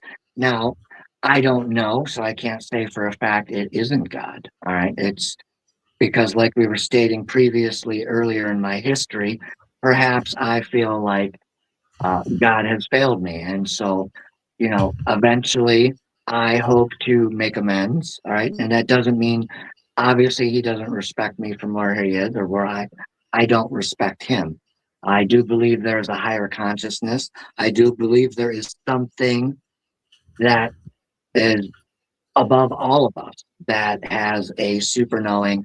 And I think it's really most important that none of us perhaps know who that ultimate being is. Now, it could be God. It could be something else. I don't know. But I do believe there is something. Oh, thank you. Right, let's have a look. Let's see what else we got out there. Rox will just bring something. Does the Archangel consider the Dogman to be Nephilim, Phil? That's from Nath Air. Right. Well, in all honesty, I haven't asked the Archangel, and he hasn't answered anyway, if I did. But I think he's got bigger things to worry about, if you're talking about Michael at the moment. But no, the Dogmen are not Nephilim. I don't believe they are. Not at all. No. If you mean fallen angels, no, definitely. No, they're not. So that should answer that one. Right. Dragonborn Rising. Tobias, the Bible doesn't approve of the craft. How do you deal with that? Doesn't it say, thou shalt not suffer a witch to live? It does. But I do have an interesting excerpt to share to back up that claim. I just got to find it. And it's actually something that I think we can agree on. So Moses is a very popular figure in Christianity. All right. I can't find it off of my papers, but off the top of my head. So if we look at Sir Moses, all right, he was able to save us back then. Yep. All his people, he was given the power to part the seas. He had a staff, right? So would he not be viewed as doing something that was viewed as magic, but through God? So it's something very similar. Okay, yeah. But as far as answering her question, that is true. But I believe that what I do is for good. I don't do anything baneful. I don't curse people. I don't hex people. So this witch really does try to be good, if that helps anybody on the religious side. But I do recognize what the Bible says, and I do understand the point. So thank you for bringing that up. Yeah, thank you. Yeah, and thank you for that. Thank you for that answer. I'm just quickly having a little look and see if part of a convert. Just having a quick look to see about Moses, because, pardon me, to be honest, I can't remember. I do know it was something to do with James and Jambrays, those two. There's only a little piece in there about with Moses, but you're quite right. I mean, that's the thing, though, isn't it, with the Bible? It didn't because it was seen as being false gods. It seemed to be, you shall not venerate any other god other than the one true God. But then we have instances where, in a way, look, okay, so in Genesis, at the beginning of everything, there was just blackness, dark. But it wasn't until the third day, I believe, if my memory serves right, the third day, that he created light.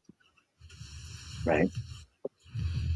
And the reason it was the third day was because when it was written at the time, when the Israelites traveled over through Egypt, the hot topic and the hot god of the time was Ra, which was the sun god. Yep. And just to stick one up the sun god, it was written that the ultimate god, a Christian god, wouldn't create light until the fourth day to show dominion, to say, look, I've got the power, even though you're the god of light, I've got the power to create light. I will bring light upon the world when I choose. And you'll have to wait 3 days. So what I'm getting at is, by the fact of recognizing recognizing that Ra has power over light, is recognizing the fact that Ra was itself a god. So it's sort of a perplexing, really, when you sort of piece it apart.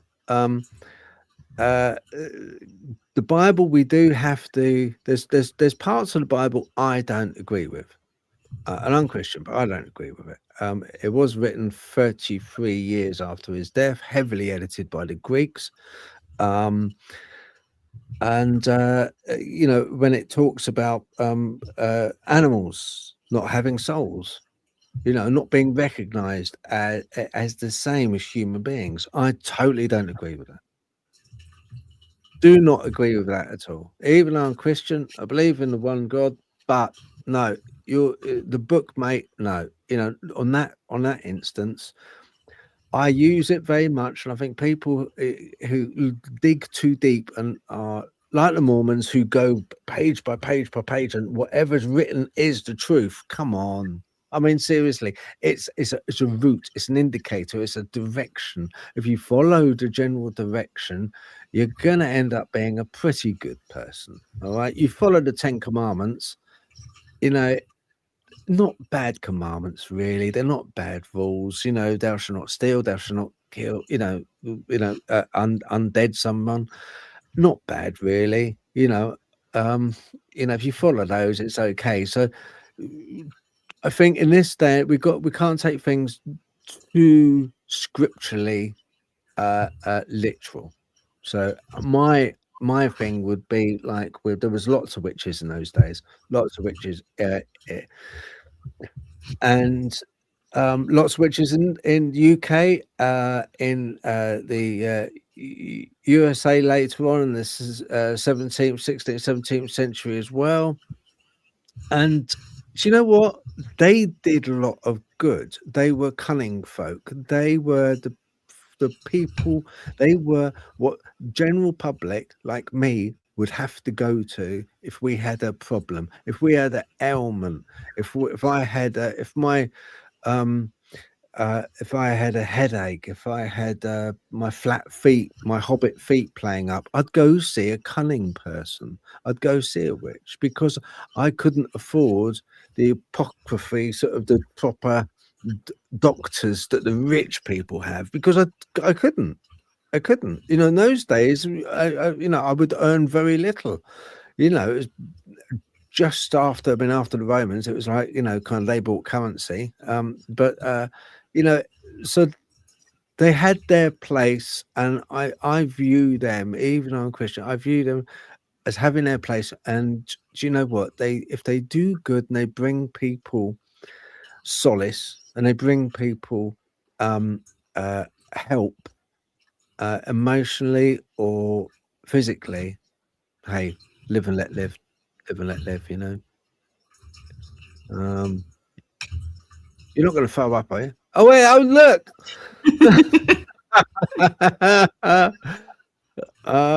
Yes, nice to meet. Blessings to you. One of our mascots. It's a big cat. We feed him well. Yeah. I can see he's well looked after. All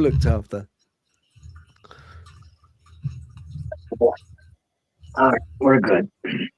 Okay. From Milo K9. Funny enough, Milo K9 MWD. What are your thoughts on reincarnation, Tobias? Oh, that's an interesting one. I truly believe that we do have to come back sometimes because we did a bad job in the previous life. And oddly, I seem to be one of those people that think that if you're a really good person, maybe you come back as a cat or a bird or something that has more freedom than most people. But that's just one of my theories. But I do totally buy into the reincarnation for the fact that I point to deja vu. That's really, really hard to explain.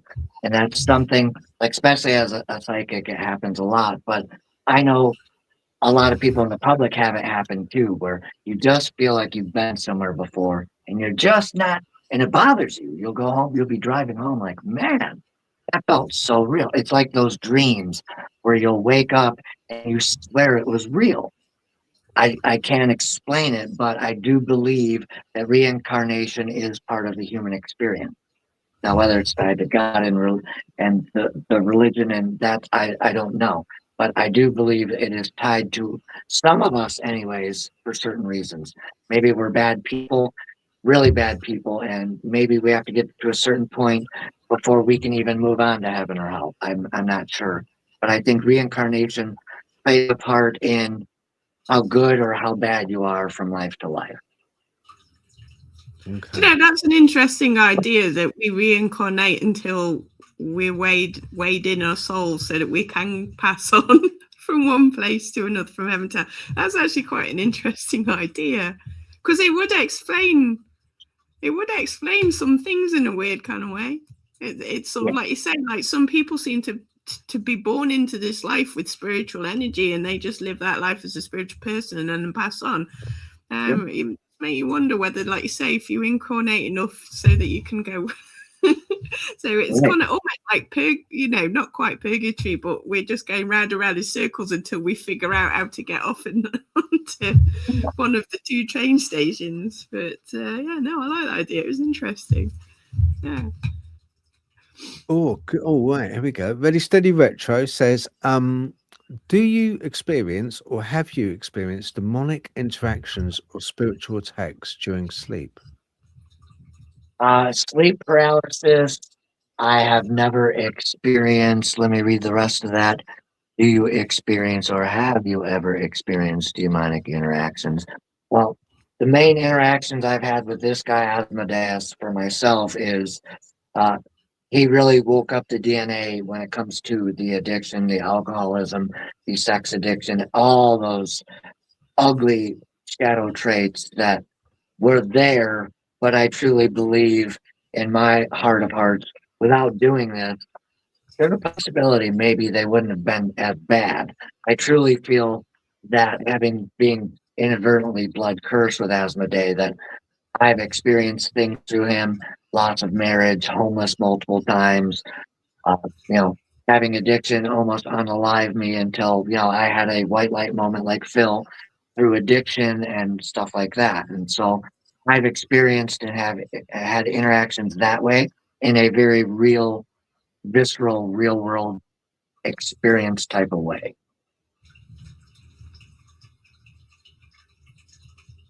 Thank you.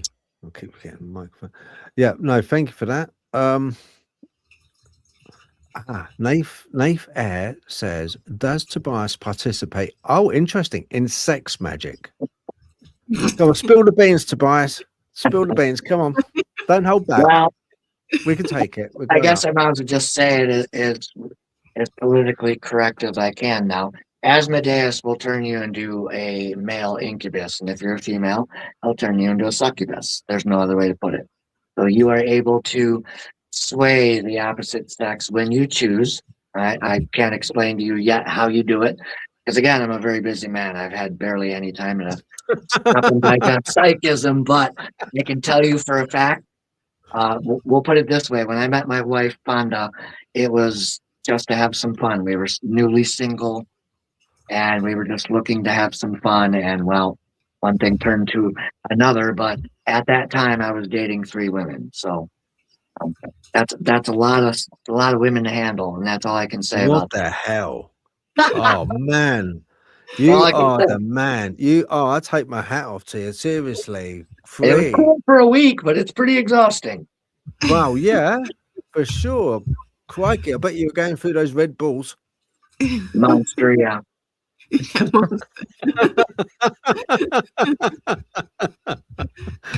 Oh my word. Blimey. From chafing and a lot of water. Yeah, I'm sure. Wow.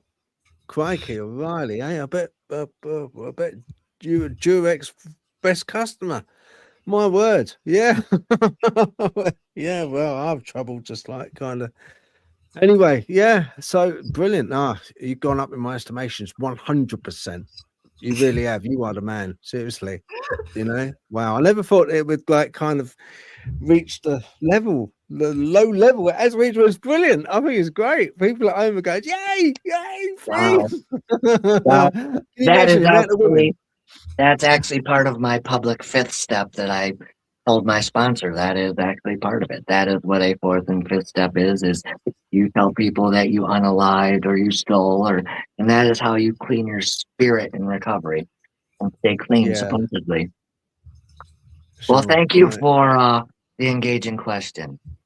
Yeah, no, that was a very interesting question. There's a lot of women who are sat with their husbands at the moment who are just looking at the husband going, "Phew,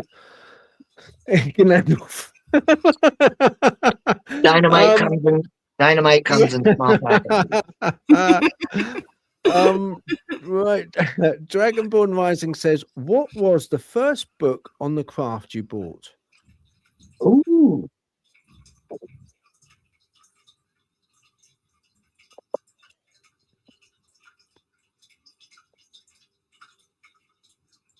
I bought this in 1995, way before I embraced being a witch. This is the Necronomicon. It's a very dark sorcery text. I bought this at a bookstore for $6.99. My oldest daughter actually had it for 15 years. I thought I lost it, but this was the first book I ever bought. But as far as serious ones, the first serious one I bought is the one that gets recommended the most. Gardner has a very textbook style, student style, easy to digest, take a quiz, show your work type of style that I love. So there's a lot of female witches who when you mention Gardner who say, because he was quite bigoted and quite derogatory when it came to women. Yes, he was. Why do you think that is with the male witches? Why do you think they kind of look down on women so much, do you think? Look down on women? Yeah, I mean, you often find with a lot of like there's in the UK in Essex there was a famous old George Pickingsgill who was a king of witches. Yep. Who, Alistair Crowley, went to join one of his covens. Later on, he got kicked out, but I believe that when he wrote the Book of the Law, he actually stole an awful lot from Pickingsgill on ideas. But once again, Pickingsgill was also quite sort of treated women quite like trophies and sort of used. It was very using of them, you know. I have an idea why.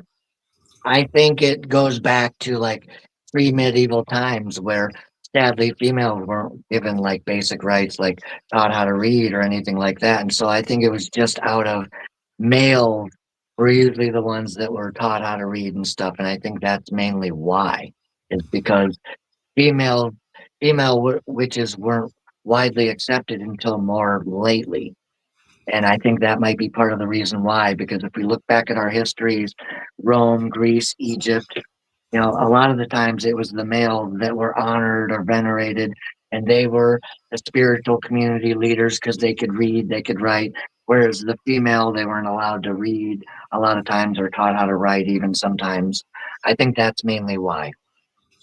Yeah, I think that is 100% right. And I think I don't like saying it, and I'll probably piss off a few people, but there's certain things from a physical point of view where obviously we differ, males and females, and we also produce semen, which women don't. The semen is very powerful. It's it's something that is used in witchcraft as well, and also there's a certain substance called god oil, which travels up from the base of the by the scrotum, it goes up the spine and travels up to the head. We're the only ones that produce that as well. There's something which it's we're venerated, I think, because of that in the past. Not so much now, but we and situations at the time warranted, warranted that. It's like, look at animals. Okay, you only need one bull in a field with a whole field of cows. And that bull is important because that bull's worth a lot of money. Stallions, why are they? They're kind of like important because they, they're very. I mean, I know I used to go to. It was a Newmarket, and it was a race course, and it was owned by a sultan. Mental money. Anyway, he had massive, great acres and acres of land, loads and loads of money. He had like all these posh cars and everything else. Right, he had a breeding stock of like 4 stallions. Oh wow! One of them was like kind of really expensive, and to hump a mare, it would have cost, I think back then, 125,000 or something like that. Sometimes up, probably now $250,000 to, get your end away. I mean, it's and that's part of it. That's part of it. And back in the day, that was what it was, And I think that's like kind of part of the reason why the next question from Dragonborn Rising says, Phil, Tobias, what makes you think the creator was male and not female? I don't think I stated either or. I don't know if it's male or female. I think I simply said I believe there is something. I don't really have a preference if it's male or female. I think it might be more hermaphroditic, but again, I can't say. I would say that I could see most of the population of the world going, well, it's male because males are more, well, how do we know that? Because the divine feminine also has quite a bit to offer to intelligence and higher consciousness. So I would venture and go out on a limb and probably say it could be both. Yeah, I agree. I think it's I absolutely agree with you. Dragonborn Rising, I agree with Tobias. I think it's a omnipresent energy. I think it's a state, also to a point. It's a communication state of mind with this God. I think it's there. It's real. It works. But I don't believe it's kind of puts its socks on in the morning and wears wife fronts. It could possibly go about in a leopard skin mankini, or maybe a bikini. Who knows? I don't think it matters too much. I don't think the entity itself. Yeah, it doesn't matter. It doesn't really. I don't think it matters too much. I really don't. I think just the very fact that we recognize someone must have built all this. Come on, someone built us. Someone must have built this. There's got to have been something to warrant this. And I had enlightenment. That's all I know. And when I had enlightenment for 3 days, I didn't feel that it was male or female. That helps. It probably doesn't, but I didn't feel it was male or female. It was just a glow, and it was and also it was a communication. I could feel that it was taking stuff from me and using me as its ears, eyes, and thought. It was using me for that. I could feel that, almost like I was downloading, like AI. I was downloading to it. Nice. Yeah, that's what I thought. Yeah, that's all right. If it wants to read my mind.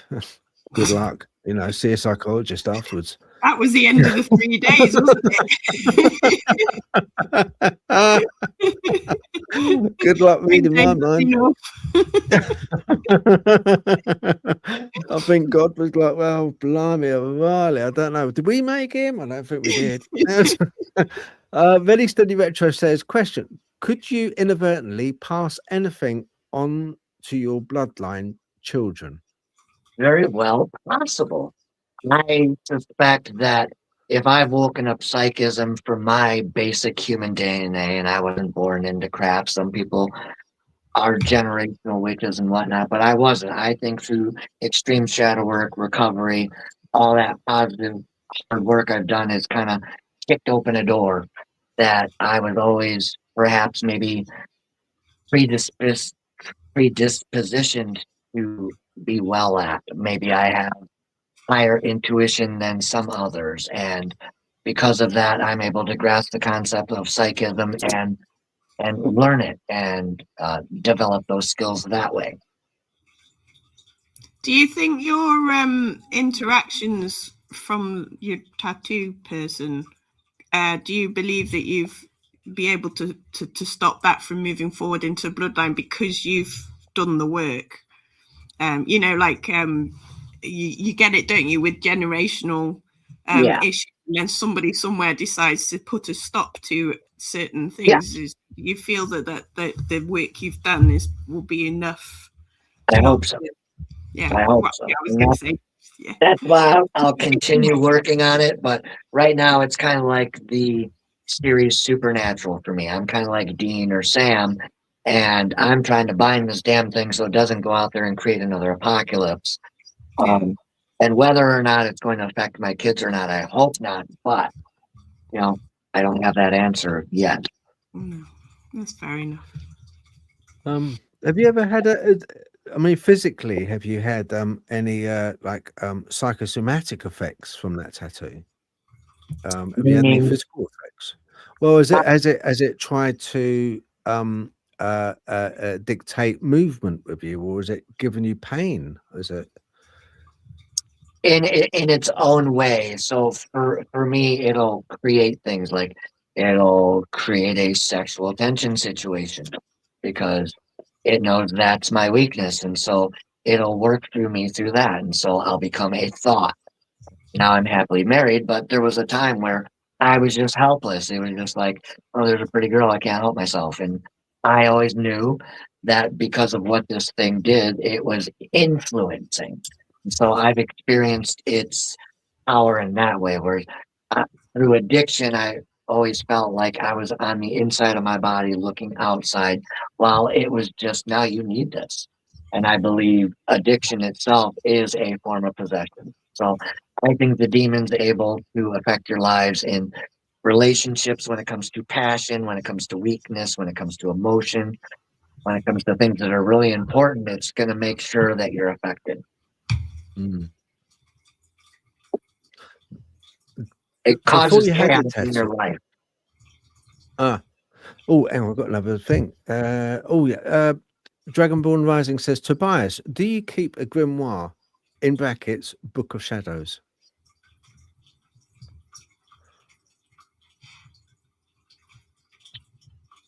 There is one. This is a Book of Shadows, and then I have another one over there. It's a little bigger and it's black, and that is a Shadow Work Book of Shadows.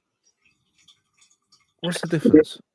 I heard that coming before you said it. So the difference is when I do my shadow work, like if I do rituals or if I do journaling while I'm meditating and doing energy work with candles or herbs and meditations and chants, I'll write it in here. And so this is a shadow work journal, but it can also be referred to as a Book of Shadows. Book of Shadows, pretty much it's what you're not showing the public of your craft. So your intimate, your rituals for manifestation, or say you have your deity rituals in here you don't want people to know about. I believe the term Book of Shadows was meant to, you're hiding it from the public per se. But yes, I do have one. Okay. Do you get to take it literally, do you have shadow beings in that room when you perform? You know?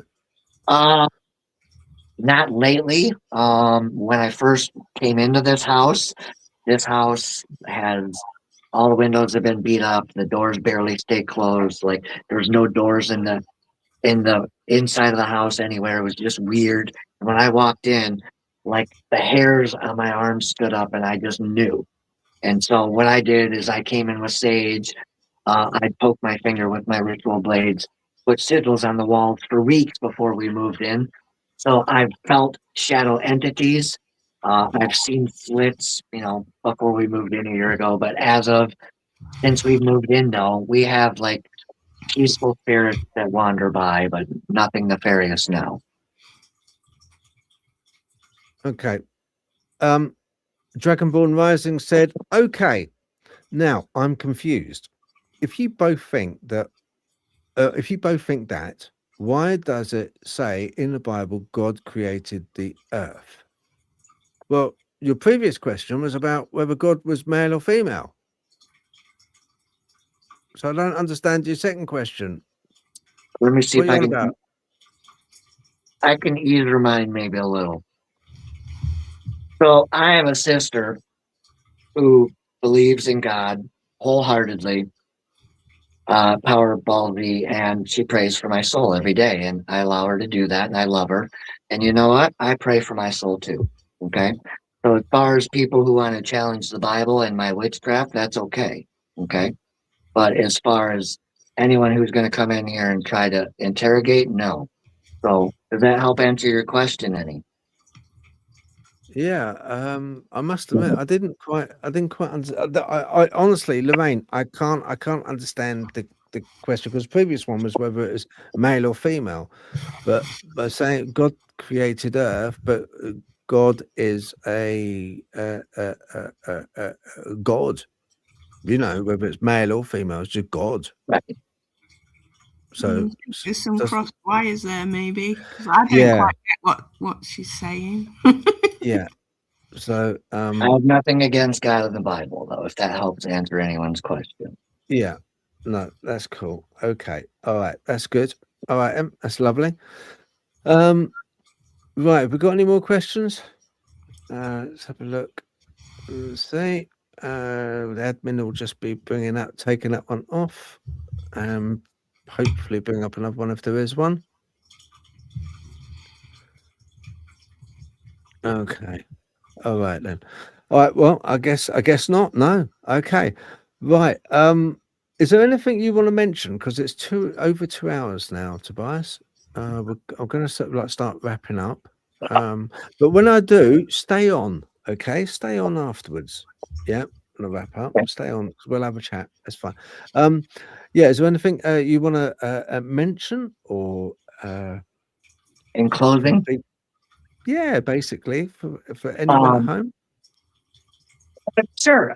Number one, we want to thank Natalie and Phil and their teams for allowing us to participate and engage with you all today. And number two, I want to thank every one of you for engaging with me, no matter how you feel about the subject matter. It's been an honor to get up here and hear my perspective, my story, my inspiration, and my strength with you all. And as far as anything else, I'm elated. It was way funner than I thought it would be. Oh, good. I'm glad to hear that. Yeah, it is nice to hear that. It is nice. Thank you.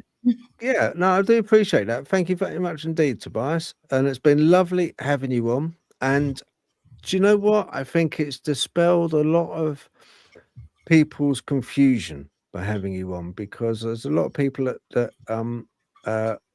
don't know and are or partially unaware of the world of a witch, a working witch, a male witch in society at the moment. Dragonborn Rising said, give everyone a blessing, Tobias. That would be nice. Oh, I will do that. Thank you very much. Yeah. All right. Well, we thank you very much for coming on the show, Tobias.